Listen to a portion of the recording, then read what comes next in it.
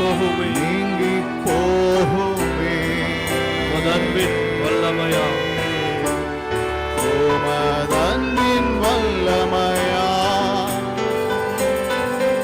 அனைத்தீரே ஆணை தீரே இயேசுவே உம் அன்பினா இயேசுவே உம் அருகில் வர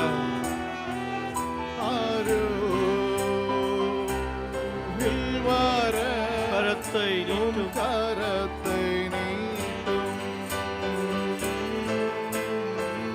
நான் காத்திருக்கையில் நான்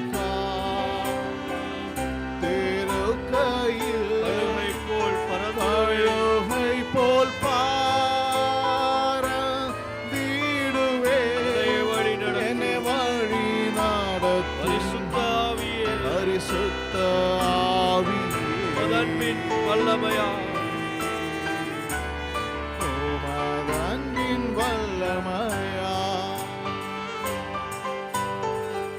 ஓ என்னை வழி நடத்தும் பரிசுத்த பரிசுத்த ஆவியே அன்பின் வல்லமையா உமதன்பின் வல்லமையா என் கண்களை திறந்தருள் என் கண்களை தீரவும் முகத்தை காணவே தேவா காணவே தேவா அன்பின் அறிவினால் உமதன்பின் அறிவினா என்னை வாழ செய்யும் என்னை வாழச் செய்யும். என் மனதை மாற்றிடும் என் மனதை மாற்றிடும் உம் சித்தம் வெளிப்படவே தம் வெளிப்படவே தேவா தேவா என் வாழ்நாளெல்லாம் என் வாழ்நாளெல்லாம் உமது அன்பின் வல்லமையா உமதன்பின் வல்லமையா அனைத்தீரே இயேசுவே ஆணை தீரே இயேசுவே உம்மினா அருகில் வர அருகில் வர கரத்தை உம் நீட்டும் கரத்தை நீட்டும். நான் காத்திருக்கையில் நான் காத்திருக்கையில் கழுகை போல் பறந்திடவே கழுகை போல் பாரந்திடுவே. என்னை வழி என்னை நடத்தும் வழி நடத்தும் பரிசுத்த ஆவியே பரிசுத்த ஆவி உமது அன்பின் வல்லமையா உமதன்பின் வல்லமையா என்னை வழி நடத்தும் என்னை வழி நடத்தும் பரிசுத்த ஆவியே பரிசுத்த ஆவி உமது அன்பின் வல்லமையா உமதன்பின் வல்லமையா. Lord, unveil my eyes. Lord, unveil my eyes. Let me see your face. To feel To the feel knowledge of the your love knowledge of your love as you live in me. as you live in me. Lord, renew my mind Lord, renew my mind as your will unfold as your will unfold in my life. in my life, living every in day. living every day. By the power of your love, By the power of your love, hold me close. hold me Let your close. love surround me. Let your love surround me. Bring me near. Draw me to your side. Draw me to your side. As I wait And I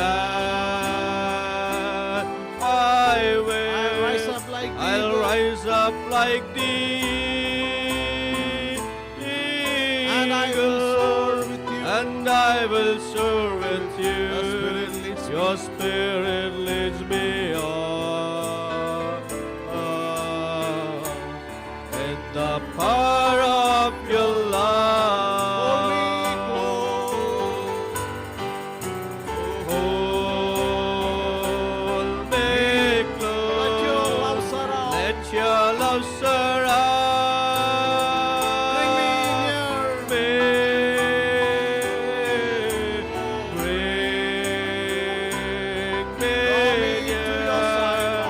Draw me to your side.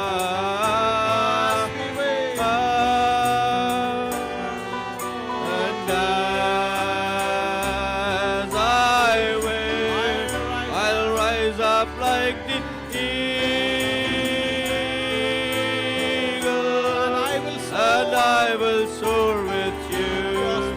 Your spirit leads me on.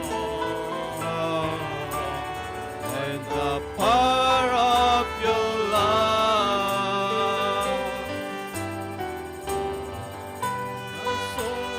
Soar with you. Your spirit leads me on. In the power of your love.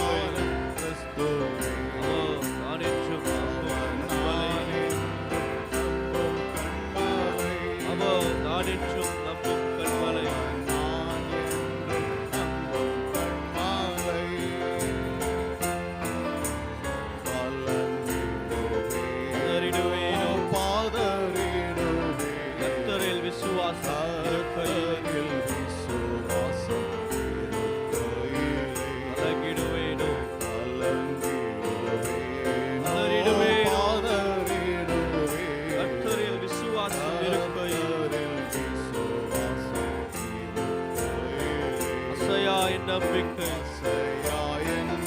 நம்புறமே இயேசுவில் மாத்திரமே அசையா என் நம்பிக்கை நம்புறமே இயேசுவில் மாத்திரமே சீயோனிலே எந்திட ஆசீர்வாதம்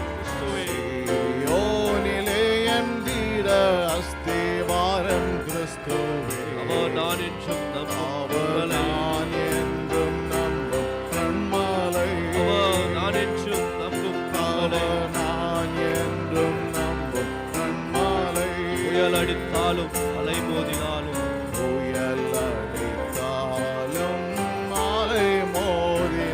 எவர் எனக்கு எதிராய் எழும்பினாலும் புயல் அடித்தாலும்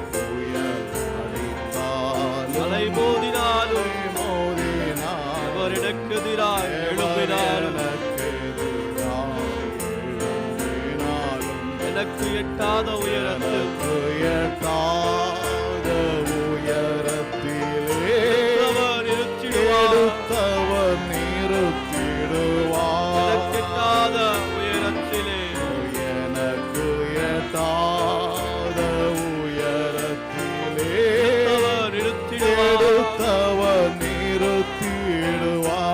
சீயோனிலே சீயோனிலே எந்திட அஸ்திவாரம் கிறிஸ்துவே. அவர் நான் என்றும் நம்பும் கன்மலை. நான் என்றும் நம்பும் கன்மலை.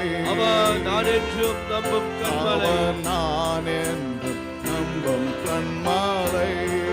வியாதியினாலே காயம் வரும். வியாதியினாலே காயம் வரும். வாடியே மரண நிழல் வாடியே மரணம் சூழினும். வியாதியினாலே காயம் வரும். வியாதியினாலே காயம் வரும். வாடியே மரணம் சூழினும். விசுவாசத்தின் கரத்தாளவர் வாசத்தில் கரத்தாலவர் வாக்கை நான் பற்றிடுவேன். வாக்கை நான் பற்றிடுவேன். விசுவாசத்தின் கரத்தாளவர் விசுவாசத்தின் கரத்தாலவர் வாக்கை நான் பற்றிடுவேன். வாக்கை நான் பற்றிடுவேன்.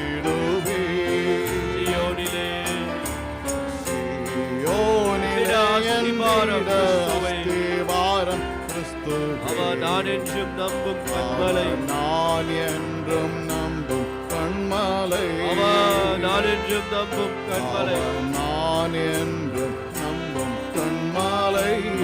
பரிசுத்த விசுவாசத்தாலே பரிசுத்த விசுவாசத்தால் பரிசுத்த ஸ்தலம் மேகிடவே. பரிசுத்த ஸ்தலம் மேகிடவே.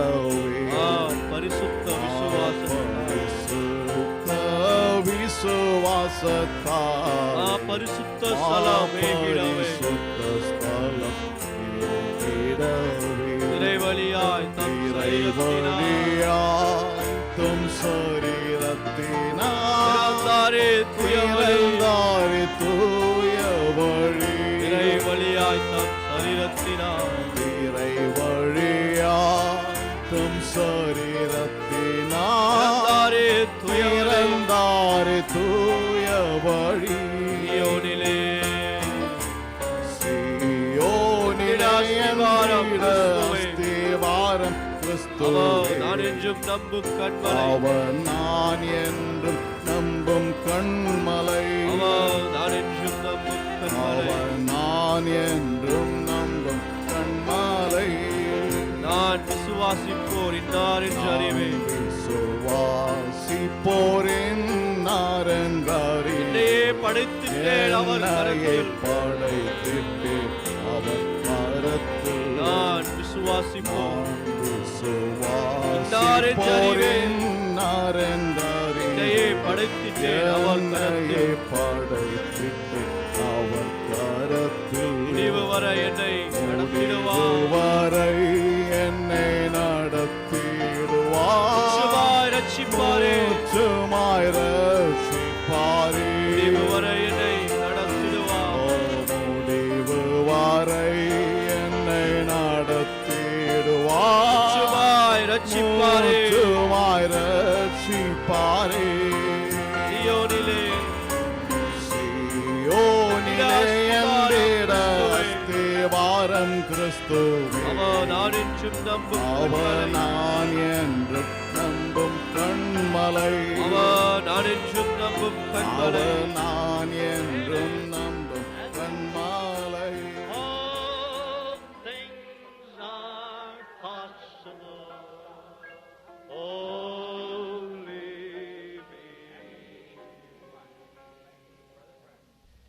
இன்றிரவு பேசுவதற்கு ஒரு பொருள் எடுக்கும்படியாக அல்லது வாசிப்பதற்கென்று நான் தெரிந்து கொண்ட பாகம்.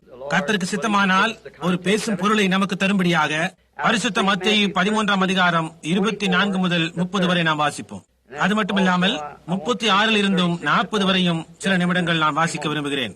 Now, St. Matthew's, the 13th chapter, and beginning with the 24th இப்பொழுது மத்தேயு 13ஆம் அதிகாரம் 24ஆம் வசனம் முதல் வாசிப்போம். தேவனுடைய வார்த்தை வாசிக்கப்படும் போது கவனமாய் கேளுங்கள். என்னுடைய வார்த்தைகள் தவறிப்போம், ஆனால் அவருடைய வார்த்தைகள் அல்ல. வேறொரு உவமையை அவர்களுக்கு சொன்னார். பரலோக ராஜ்யம் தன் நிலத்தில் நல்ல விதையை விதைத்த மனுஷனுக்கு ஒப்பாய் இருக்கிறது.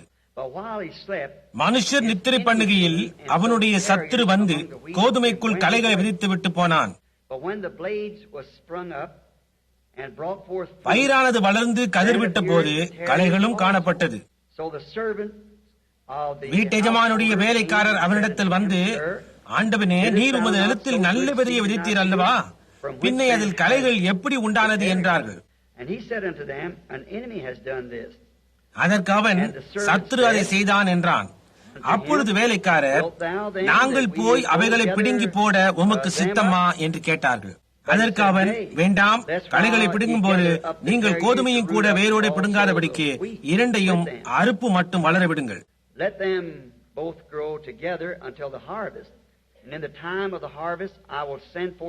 இரண்டையும் அறுப்பு மட்டும் வளர விடுங்கள். அறுப்பு காலத்தில் நான் அறுக்கிறவர்களை நோக்கி, முதலாவது களைகளை பிடுங்கி அவைகளை சுட்டெரிக்கிறதற்கு கட்டுகளாக கட்டுங்கள், கோதுமையையோ என் களஞ்சியத்தில் சேர்த்து வையுங்கள் என்பேன் என்று சொன்னான் என்றார்.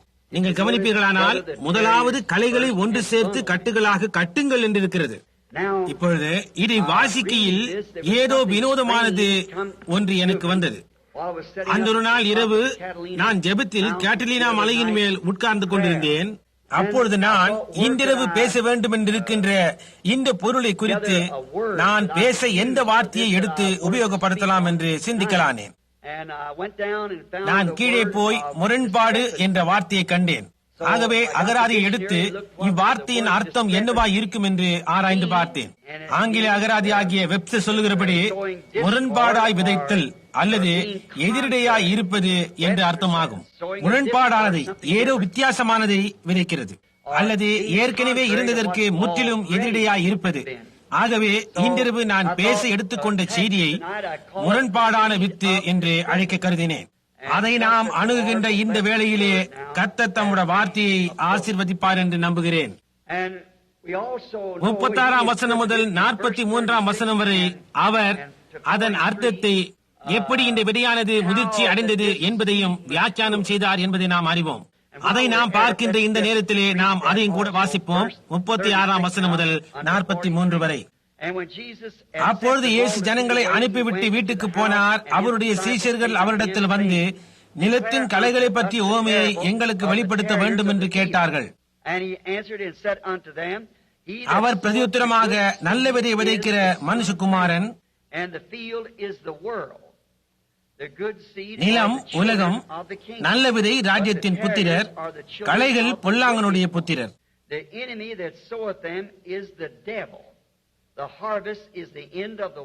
அவைகளை விதைக்கிற சத்துரு பிசாசு, அறுப்பு உலகத்தின் முடிவு, அறுக்கிறவர்கள் தேவதூதர்கள்.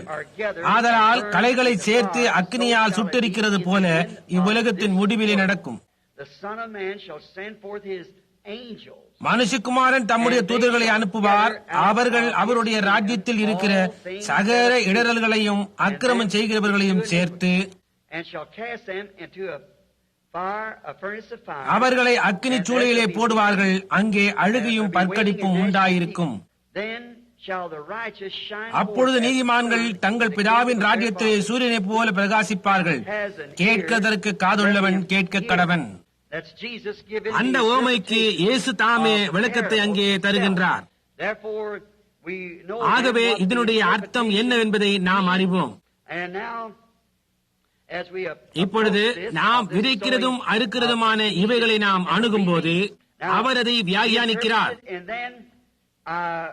இயேசுவானவர் இந்த உவமையை அவருடைய நாட்களிலே பேசினார். ஆனால் அது எதை குறிக்கிறது என்றால், அது கடைசி நாட்களில் அல்லது காலத்தின் கடைசியில் இருக்கும் என்பதாய். இன்றைக்கு பேச எடுத்துக்கொண்ட இந்த பொருள் இந்த வேளைக்கு ஏற்றதான ஒன்று என்று நான் நம்புகிறேன். ஏனென்றால் இயேசுவானவர் இங்கு தெளிவாய் சொன்னார், ஒன்றாய் சேர்க்கப்படுதல் உலகத்தின் முடிவில் இருக்கும் என்று. அதாவது அப்பொழுதுதானே முடிவு இருக்கும். கோதுமை மணிகள் ஒன்றாய் சேர்க்கப்படும். அது மட்டுமல்லாமல் களைகளும் ஒன்றாய் சேர்த்து கட்டப்பட்டு எரிக்கப்படுகிறதும் இருக்கும். கோதுமை மணியோ தேவனுடைய ராஜ்யத்துக்குள்ளாக கொண்டு போகிறதும் இருக்கும். அது இந்த விதமாகத்தான் இருக்கும் என்று நான் நம்புகிறேன். இந்த விதமாகத்தான் இருக்கும் என்பதை நான் நம்பத்தக்கதாக இன்னொரு வேத வார்த்தையை குறித்து வைத்திருக்கிறேன். மத்தேயு 24:24. அங்கேயும் இந்த மாறுபாடான வெற்றி குறித்து பேசுகிறது. கூடுமானால் தெரிந்து கொள்ளப்பட்டவர்களையும் வஞ்சிக்கத்தக்கதாக அவ்வளவு நெருக்கமாக இருக்கும் என்று இயேசு கூறினார். ஏறத்தாழ முற்றிலுமே அதே விதமாய் காணப்படும். வேதத்தின் இன்னொரு இடத்திலே இப்படியும் எழுதப்பட்டிருக்கிறது, அதாவது மழையானது நல்லோர் மேலும் தீயோர் மேலும் பெய்கிறது என்று. பெண்டேகோஸ்து ஜனங்கள் மத்தியில் எனக்கு உண்டான முதல் அனுபவம் எனக்கு நினைவில் இருக்கிறது. அது மிஷிவாகா, இந்தியானாவில். இதை போன்றதான ஒரு பெரிய கூடத்தில், ஒரு பெரிய கன்வென்ஷன் கூட்டத்தில் அங்கே வடக்கும் தெற்கும் ஒன்றாய் கூடி வந்திருந்தார்கள். அந்த நாட்களில் உண்டாயிருந்த அந்த பிரிவினாலே அவர்கள் அங்கே ஒன்றாக சந்திக்க வேண்டியிருந்தது. பெண்டேகோஸ்து சகோதரர்கள் மத்தியிலே அவர்கள் 2 வித்தியாச தரப்பட்ட அமைப்புகளாய் இருந்தார்கள். இதற்கு முன்பாக அவர்களை குறித்து கேள்விப்பட்டதோ இல்லையோ சந்தித்ததோ கிடையாது. அதுதான் முதல் முறையாக அந்நிய பாஷையில் பேசுவதை நான் கேட்டது. அந்த கன்வென்ஷன் கூட்டத்தின் கடைசி வரிசையில் நான் உட்கார்ந்திருந்தேன். நான் அவர்கள் மத்தியில் ஒரு அங்கத்தினர் அல்ல. அப்பொழுது நான் ஒரு பாப்டிஸ்ட் வாலிப பிரசங்கியாராக இருந்தேன். அக்கூட்டத்தின் கடைசி வரிசையில் உட்கார்ந்து கொண்டிருந்தேன். எனக்கு நினைவிருக்கிறது, நான் முதன்முறையாக அந்நிய பாஷையில் பேசுவதை கேட்டபடினாலே அது என்னவென்றே எனக்கு தெரியாமல் இருந்தது. இந்த 2 மனிதர்களும் முக்கியமானவர்களாக முதலில் உட்கார்ந்திருந்தார்கள்.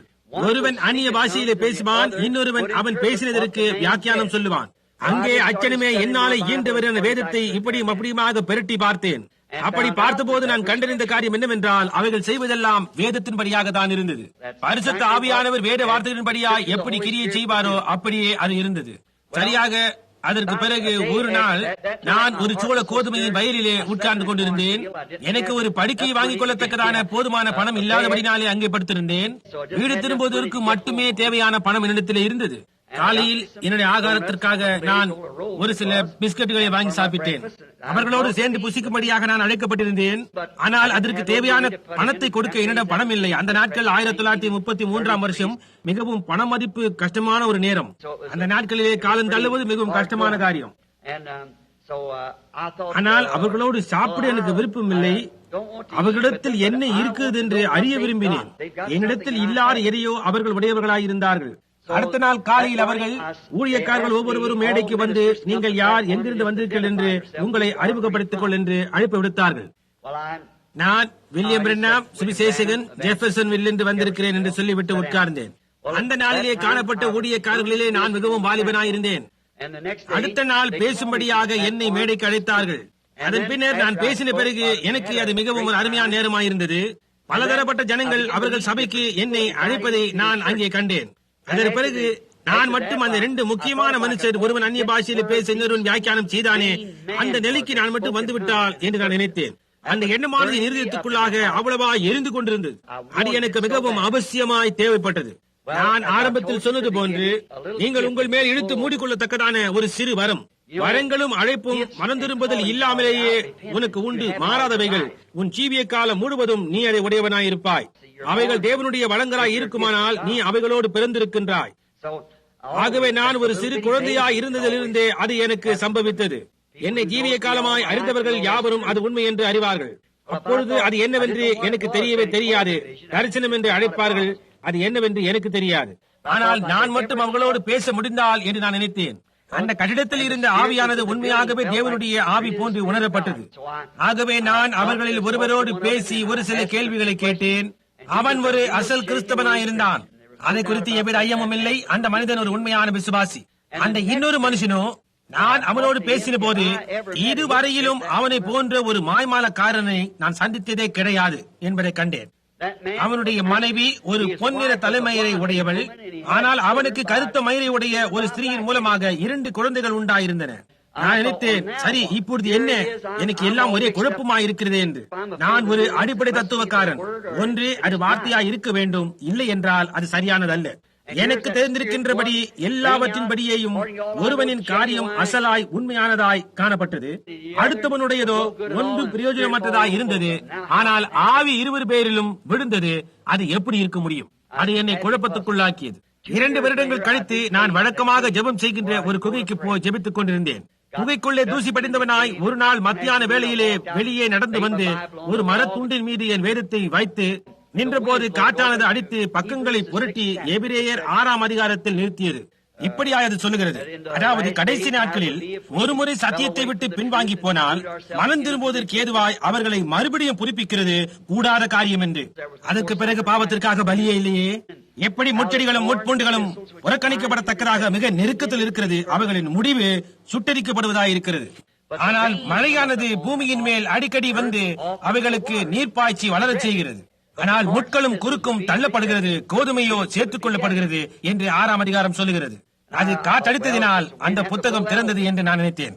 நான் மறுபடியுமாக வேதத்தை கீழே வைத்து இப்பொழுது பார்ப்போம் என்று எண்ணினேன். மறுபடியுமாக காற்று வந்தது, அதே இடத்துக்கு திறந்தது. இவ்விதமாக 3 முறை நடந்தது. இது ஏதோ வினோதமாக இருக்கிறது என்று நான் எண்ணினேன். நான் அவ்விடத்திலிருந்து எழும்பியவாறு, கர்த்தாவே, நீர் ஏன் நான் படிக்கும்படியாக வேதாகமத்தை அந்த இடத்துக்கு திறந்தீர்? முள்ளும் குறுக்கும் புறக்கணிக்கப்படுவதற்கு நெருங்கிக் கொண்டு இருக்கிறது, அவைகளின் முடிவு சுட்டரிக்கப்படுவது என்று இருக்கிறது. நீர் ஏன் அதை எனக்கு அங்கே திறக்க வேண்டும் என்று நான் நினைத்தேன். நான் அப்படியே பார்த்துக் கொண்டிருந்தேன். உண்மையான தரிசனங்கள் எவ்விதமான முன்னறிவு இன்றி வரும். அது வெறுமனே தேவன். புரிகின்றதா? நான் பார்த்துக் கொண்டிருக்கும் போதே பூமியானது ஒரு வயலை போல என் முன்பாக மாறிக்கொண்டிருந்தது. நன்றாக உழுதலாய் காணப்பட்டது. அங்கே ஒரு மனிதன் வெண்மையான ஆடை அணிந்தவனாய் கோதுமை விதைகளை விதைத்துக் கொண்டிருந்தான். அவன் பூமியின் வட்ட விளிம்பை தாண்டி போன போது அப்படியாகவே சுற்றி கொண்டு ஒரு பயங்கரமாய் தோன்றுகிற ஒரு மனிதன் வந்தான். அவன் கருமையான ஆடைகளை அணிந்திருந்தான். அவன் எல்லா இடத்திலும் களைகளின் விதைகளை விதைத்துக் கொண்டு வந்தான். அவைகள் இரண்டும் ஒன்றாய் வளர்ந்தன. அப்படி வளர்ந்த போது அவைகள் இரண்டிற்கும் மழை தேவையாய் இருந்தபடினாலே அவைகளுக்கு தாகம் உண்டாயிருந்தது. அவர்களுடைய தலை குனிந்தவாறு பார்ப்பதற்கு ஜெபிப்பது போல காணப்பட்டது. ஆண்டவரே மழையை அனுப்பும், ஆண்டவரே மழை அனுப்பும் என்று. பயங்கரமான மேகங்கள் உண்டாகி அவை இரண்டின் மேலும் பலத்த மழை பெய்தது. அப்படி நடந்த போது அப்பொழுது கோதுமை குதித்தெழுந்து கர்த்தருக்கு ஸ்தோத்திரம், கர்த்தருக்கு ஸ்தோத்திரம் என்று சொல்ல ஆரம்பித்தது. ஆனால் அதே நேரத்திலே பக்கத்தில் இருந்த கலைகளும் குதித்து கர்த்தருக்கு ஸ்தோத்திரம், கர்த்தருக்கு ஸ்தோத்திரம் என்று சொன்னது. அதற்கு பிறகு தரிசனம் கலைந்து விட்டது. மழையானது நல்லோர் மேலும் தீயோர் மேலும் பெய்கின்றது. அதே ஆவி ஒரு கூட்டத்தின் மேல் விடலாம். மாயமாலக்காரனாக இருந்தாலும் சரி, கிறிஸ்தவனாக இருந்தாலும் சரி, எல்லோரும் சேர்ந்து அதில் களி கூறுகின்றனர். முற்றிலும் சரியே. ஆனால் அது என்ன? அவர்களுடைய கனிகளினால் அவர்கள் அறியப்படுவார்கள். பார்த்தீர்களா? அந்த ஒரே ஒரு வழியினாலே தான் அது அறியப்பட முடியும். காட்டு கோதுமையும் தானியத்தையும் இப்பொழுது நம்மால் அதை காண முடிகின்றது. பாருங்கள், காட்டு கோதுமையும் தானியத்தையும் அவைகள் நல்ல அசலான தானியங்களைப் போல வீட்டில் உபயோகப்படுத்தும் தானியங்களைப் போன்று காணப்படுகின்றது. நாம் ஒரு சரியான காலத்தில் நாம் ஜீவித்துக் கொண்டிருக்கிறோம் என்று நான் நினைக்கிறேன். அதாவது இப்படிப்பட்டதான காரியங்கள் பேசப்படவும் போதிக்கப்படவும் தக்கதான காலத்தில் நாம் ஜீவிக்கிறோம். 41ஆம் வசனத்தை கவனியுங்கள். அவைகள் இரண்டும் அவ்வளவு நெருக்கமாக, கடைசி காலத்தில் அவ்வளவு நெருக்கம். அவைகளை வேறு பிரிக்க எந்த ஒரு குறிப்பிட்ட சபையோ அவர் நம்ப முடியாமல் போயிற்று. மெத்தடிஸ்டுகள், பாப்டிஸ்டுகள் அல்லது பெண்டேகோஸ்தே உதாரணமாக அவர் நம்ப முடியவில்லை. அவைகளை பிரித்தெடுக்க நான் என் தூதர்களை அனுப்புவேன் என்று அவர் சொன்னார். இந்த வேறு பிரிக்குதலை, சரியானதையும் தவறானதையும் வெவ்வேறாக பிரிக்குதலை செய்ய ஒரு தூதன் வருகிறான். தேவனுடைய தூதனாலே அல்லாமல் வேறு யாராலும் அதை செய்ய முடியாது. அவர் ஒருவர் தானே எது சரியானதென்றும் எது தவறானதென்றும் சொல்லப் போகிறவர். கடைசி நாட்களில் தம்முடைய தூதனை அனுப்புவேன் என்று தேவன் சொன்னார். காலங்களாக நான் தூதர்களை அனுப்புவேன் என்று இல்லை. கடைசி நேரத்தில் தூதர்களை அனுப்புவார். அவர்கள் அவைகளை ஒன்றாய் சேர்ப்பார்கள். இது வரப்போகிற அறுப்பின் காலம் என்று நாம் அறிவோம். ஒரு தூதன் என்பதற்கு உண்மையாக செய்தியை தூரை கொண்டு வருபவன் என்று வியாக்கியானப்படுத்தப்படுகிறது. 7 சபை காலங்களுக்கும் முழுவதற்குமாக 7 சபைகளுக்கும் 7 தூதர்கள் உண்டு என்று நாம் அறிவோம். சபை காலங்களில் நாம் அவைகளை அறிவோம். விதைக்கிறவர்கள் யார் என்றும் விதைகள் என்னவென்றும் அவர் சொன்னார் என்பதை கவனியுங்கள். விதைக்கிறவன் மனுஷகுமாரனாகிய அவர் விதைகளை விதைத்துக் கொண்டே போனார். அவருக்கு பின்னாக சத்ருவாகிய பிசாசு வந்தான். முரண்பாடான விதைகளை விதைத்தான். சரியான விதைகளை விதைத்த பிறகு அவன் அதை செய்தான்.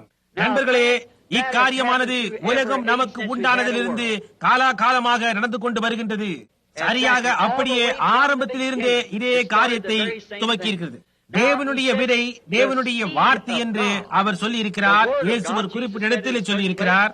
வார்த்தை ஒரு விதை என்று அவர் சொல்லி இருக்கிறார். ஒவ்வொரு விதையும் அதன் இனத்தை பிறப்பிக்கும். கிறிஸ்தவர்கள் தேவனுடைய பிள்ளைகளாய் இருப்பார்களாயின், ராஜ்யத்தின் புத்திரர் தேவனுடைய வித்தாய் இருப்பார்களேயானால் அவர்கள் தேவனுடைய வார்த்தையாய் இருக்க வேண்டும். தேவனுடைய வார்த்தையானது அவர்கள் ஜீவிக்கின்ற காலத்திலே வெளிப்பட்டதாயிருக்கும். அந்த காலத்துக்கென்று வாக்கு பண்ணப்பட்ட வித்தாயிருக்கும். தேவன் ஆதியிலே அவருடைய வார்த்தையை கொடுத்தார். ஒவ்வொரு காலமும் அதனதன் வித்தையும் அதனதன் காலத்தையும் அதனதன் வாக்குத்தத்தத்தையும் உடையதாயிருந்தது.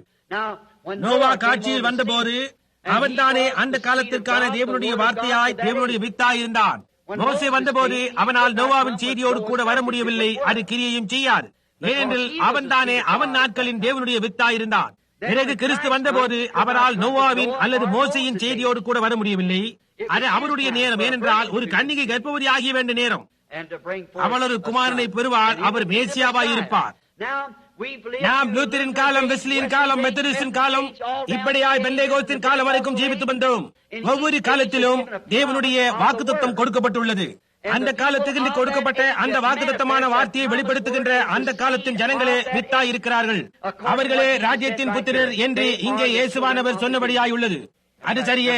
அவருடைய பிள்ளைகளின் மூலமாக நடக்கின்ற பரிசுத்த ஆவியின் வெளிப்படையான கிரியைகளினாலேயே அவர்களே அந்த காலத்தின் ராஜ்யத்தின் வித்தாய் இருக்கிறார்கள். கவனியுங்கள், களைகள் எதிராளியாகிய சாத்தானால் விதைக்கப்பட்ட வித்தியாசமான அல்லது முரண்பாடான வித்தாய் இருக்கிறது. இந்த பயங்கரமான காரியத்தை செய்ததின் குற்றம் அவன் பேரில் உள்ளது. சாத்தான் ஆரம்பத்திலிருந்தே அவனுடைய வித்தை விதைத்துக் கொண்டு வருகிறான். தேவன் தம்முடைய முதலாவது மானிட அறுவடையை பூமியின் மீது வைக்க துவங்கி இருந்த போதே சாத்தான் விதைத்தான். ஆதாம் சத்தியத்தை குறித்த ஞானம் சரியானது தவறானது என்று உண்டு என்று அறிவான். ஆனால் அந்த சரியா தவறா என்று அறிந்து கொள்ளக்கூடிய அந்த நிலைக்கு அவன் இன்னும் வரவே இல்லை. தேவன் தம்முடைய பிள்ளைகளுக்கு பாதுகாவலாய் தம்முடைய வார்த்தையை கொடுத்தார் என்று நாம் கண்டறிந்தோம். தேவனுடைய வார்த்தையை தவிர நமக்கு வேறெந்த பாதுகாவலும் இல்லை. அதுவே நம்முடைய பாதுகாவல். அங்கே குண்டுகள் கிடையாது, மறைவிடம் கிடையாது, ஒதுக்கிடம் கிடையாது. அரிசோனா அல்லது கலிபோர்னியா அல்லது எதுவா இருந்தாலும் கிடையாது. நமக்கு இருக்கின்ற ஒரே ஒரு பாதுகாப்பு அது தேவனுடைய வார்த்தையாய் இருக்கிறது. அந்த வார்த்தை மாமிசமாகி நமது மத்தியிலே வாசம் பண்ணினது. அது கிறிஸ்துவே. நமக்கு இருக்கின்ற ஒரே ஒரு பாதுகாப்பு அவரே. அவருக்குள் நாம் இருக்கும் போது பாதுகாவலாய் இருக்கின்றோம். ஒரு உண்மையான விசுவாசிக்கு பாவம் எண்ணப்படக்கூட மாட்டாது. உனக்கு தெரியுமா, தேவனால் பிறந்தவன் பாவம் செய்யான், பாவம் செய்ய முடியாது. பார்த்தீர்களா? அது எண்ணப்பட மாட்டாது. ஏன் தாவீது சொன்னான், எவனுடைய பாவத்தை தேவன் எண்ணாது இருக்கிறாரோ அவன் பாக்கியவான் என்று. நீ கிறிஸ்துவுக்குள் இருக்கும் போது பாவம் செய்ய உனக்கு விருப்பம் இல்லை. ஒருமுறை பரிசுத்தமாக்கப்பட்டு தேவனை தொழுது கொள்ளுகிறவனுக்கு பாவம் செய்ய உணர்வே இருக்காது. அதை நீ வாஞ்சிக்கிறதில்லை. உலகத்திற்கு நீ ஒரு பாவியாய் இருக்கலாம், ஆனால் தேவனுக்கோ அப்படி அல்ல. ஏனெனில் நீ கிறிஸ்துவுக்குள் இருக்கின்றாய். நீ பாவமற்றவருக்குள் இருக்கும் போது எப்படி பாவியாய் இருக்க முடியும்? நீ யாருக்குள் இருக்கின்றாயோ அவரைத்தான் தேவன் பார்க்கிறார். இப்பொழுது அறுவடை நேரம். ஆதியிலே தேவன் தம்முடைய விதையை பூமியின் மேல் விதைத்த போது அதை அவருடைய பிள்ளைகளின் இருதயத்திலே கொடுத்தார். அவருடைய குடும்பம் அவருடைய வார்த்தையை பாதுகாப்பாக அப்படியே வைத்துக் கொள்வதுதான் அவளுக்கு கொடுக்கப்பட்ட பாதுகாப்பு. அந்த வார்த்தையை வைத்துக் கொண்டிருக்கிற அவர்களுக்கு இதோ அந்த தடையை உடைத்துக் கொண்டு முரண்பாடான வித்தை விதைப்பதன் மூலமாக சத்துருவாகி அவன் வந்தான். தேவனுடைய வார்த்தைக்கு வித்தியாசமாயிருக்கின்ற காரியங்கள் அது ஆதியிலே முரண்பாடாக இருக்குமாயின் இன்னமும் அப்படியே இருக்கின்றது. தேவனுடைய வார்த்தையோடு எதையாவது கூட்டும் போதும் ஏதாவது இன்னமும் முரண்பாடான விதையாய் இருக்கிறது. அது எங்கிருந்து வருகிறது என்று எனக்கு அக்கறை இல்லை. அது ஸ்தாபனங்களில் இருந்து வந்தாலும் சரி, அது ராணுவத்திலிருந்து வந்தாலும் சரி, அது அரசியல் அதிகாரத்திலிருந்து வந்தாலும் சரி, தேவனுடைய வார்த்தைக்கு எதிராக இருக்கின்ற எதுவும் முரண்பாடான வித்தாகும்.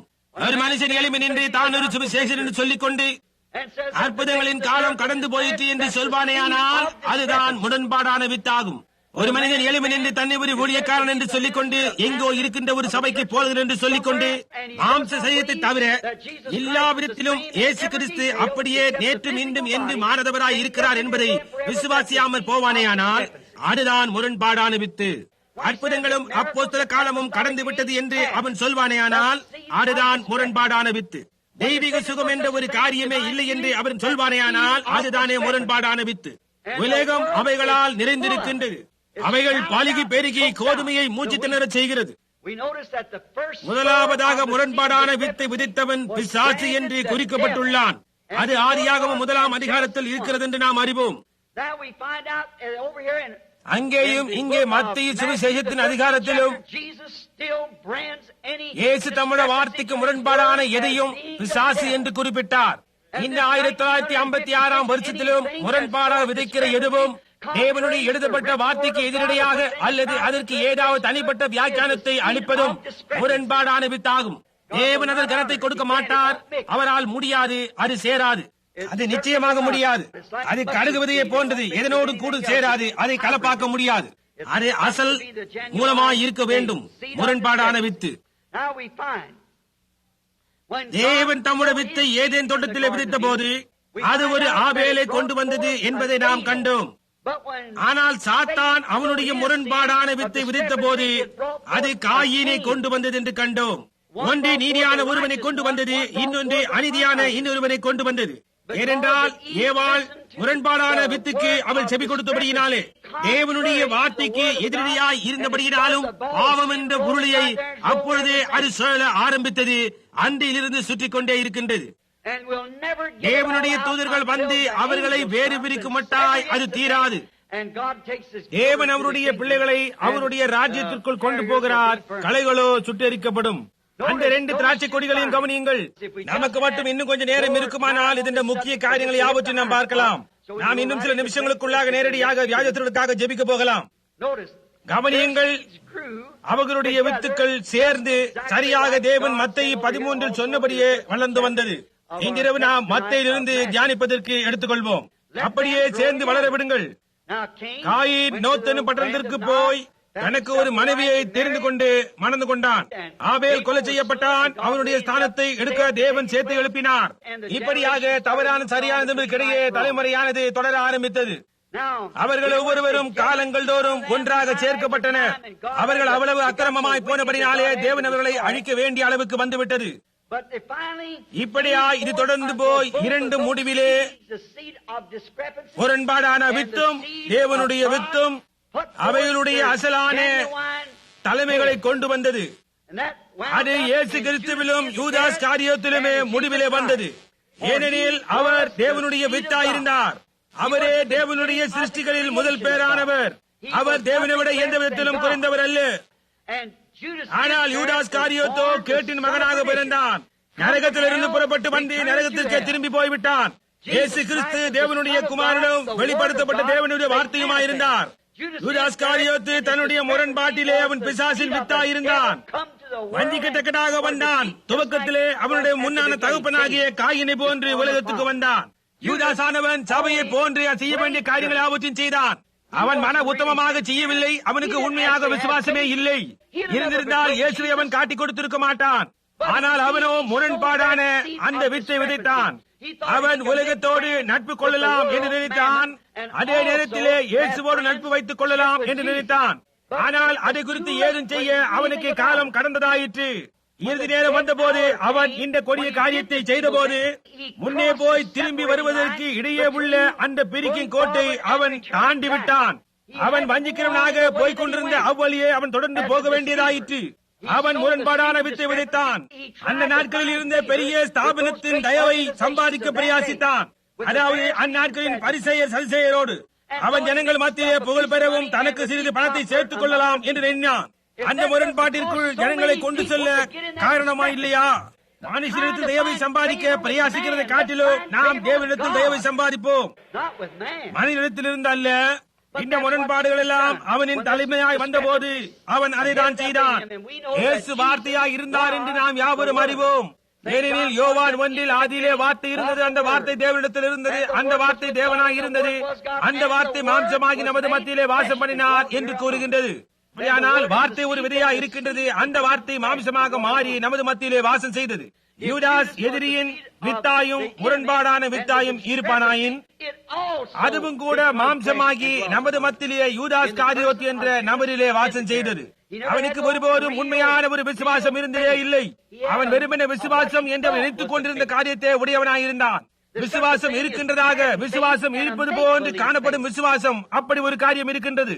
ஒரு உண்மையான தேவனுடைய விசுவாசம் தேவன் பேரில் விசுவாசமாயிருக்கும். தேவன் வார்த்தையாயிருக்கிறார். அது அதனோடு ஒன்றையும் கூட்டாது. நாம் அதனோடு ஒரு வார்த்தையை கூட்டினாலும் அல்லது எடுத்து போட்டாலும் ஜீவ புஸ்தகத்திலிருந்து நம்முடைய பங்கு எடுத்து போடுவார் என்று வேதம் நமக்கு கூறுகின்றது. வெளிப்படுத்தல் 22:18 கடைசி முடிவான அதிகாரம். முதலாவது ஆரம்பத்தில் வேதத்தின் முதல் புத்தகத்தில் அதிலிருந்து ஒரு வார்த்தையும் உடைக்க கூடாது என்று தேவன் சொன்னார். ஒவ்வொரு வார்த்தையும் அனுசரிக்கப்பட வேண்டும், அதனால் அவர்கள் ஜீவிக்க வேண்டும் என்று தேவனிடத்தில் சொல்லி இருந்தார். இயேசுவானவர் வேத புத்தகத்தின் மத்திய பாகத்திலே வந்து மனுஷன் அப்பத்தினாலே மாத்திரமல்ல தேவனுடைய வாயிலிருந்து புறப்படும் ஒவ்வொரு வார்த்தையினாலும் பிழைப்பான் என்று அவருடைய காலத்தில் சொன்னார். காலத்தின் கடைசி முடிவிலே வெளிப்படுத்தின விசேஷம் அப்படி சொல்லுகிறது. யாராவது புத்தகத்திலிருந்து ஒரு வார்த்தையை எடுத்து போட்டாலும் அல்லது ஒரு வார்த்தையை கூட்டினாலும் ஜீவ புத்தகத்திலிருந்து அவருடைய பங்கை எடுத்து போடுவேன் என்று முன்னறித்துள்ளது. ஆதலால் அங்கே ஒன்றும் நிழலாட்டமாக இருக்க முடியாது, வெறுமனே அசலான கலப்பில்லாத தேவனுடைய வார்த்தையாய் தான் இருக்கும். மனுஷகுமாரர்களும் மனுஷகுமாரத்திகளும் மனுஷ சித்தத்தினால் பெறவாததும் கை குலுக்குவதனாலும் அல்லது ஏதோ ஞானஸ்தானம் எடுத்துக் கொள்வதனாலோ அல்லாமல், ஆனால் தேவனுடைய ஆவிக்குள்ளாய் பிறந்தவர்களாய் ஆவியின் மூலமாய் பிறந்தவர்களாய் இருப்பார்கள். அவர்கள் மூலமாய் வார்த்தையான தன்னை வெளிப்படுத்துகிறதுமாய் இருக்கும். அதுதான் அசலான தேவனுடைய வித்து. எதிராளியானவனோ சபையிலே சேர்ந்து கொண்டு ஏதோ ஒரு கொள்கையோ அல்லது ஏதோ ஒன்றில் மிகுந்த பக்தி உள்ளவனாகிறான். ஆனால் காரியம் அதுவல்ல, அது முரண்பாடானது. தேவனுடைய வார்த்தையின் உண்மையான சத்தியத்திற்குள் குறுக்கே நுழைகின்ற ஏதுவும் முரண்பாடானது. நாம் அதை எப்படி அறிவோம்? அதற்கு வியாக்கியானம் அளிக்க உனக்கு உரிமை உண்டு என்று நீ சொல்லலாம். இல்லை ஐயா, தேவனுடைய வார்த்தைக்கு வியாக்கியானம் அளிக்க எந்த மனுஷனுக்கும் உரிமை இல்லை. அவரே அவருடைய சொந்த வியாக்கியானி. அவர் வாக்களிக்கிறார், அதன்படியே செய்கிறார். அதுதானே அவருடைய வியாக்கியானம். அவர் அதை வாக்களித்தபடியால் அதை நிறைவேற்றுகிறார். அதுதான் அதனுடைய வியாக்கியானம். தேவனுடைய வார்த்தைக்கு எதிரடையாக இருக்கின்ற எந்த காரியமும் முரண்பாடானது முற்றிலுமாக. நான் சொன்னது போன்று யூதாசுக்கு உண்மையான விசுவாசம் கிடையாது. விசுவாசிப்பது போன்று காட்டும் போலி விசுவாசம் அவனிடத்தே இருந்தது. அவர் தேவகுமாரனாய் தான் இருக்க வேண்டும் என்று நினைத்த ஒரு விசுவாசம் அவனிடத்தில் இருந்தது. ஆனால் அவர்தான் தேவகுமாரன் என்று அவன் அறியாதவனாய் இருந்தான். அப்படி இருந்திருக்கும் ஆயின் அப்படி அவன் செய்திருக்க மாட்டான். சத்தியமான இந்த தேவனுடைய வார்த்தையின் பேரில் ஒரு விட்டுக் கொடுதலை ஒரு மனிதனால் கொண்டு வர கூடுமானால் அவரிடத்தில் ஒரு போலி விசுவாசம் தான் இருக்க வேண்டும். உண்மையான தேவ ஊழியன் அந்த வார்த்தையின் பேரில் தொக்கி நிற்பான்.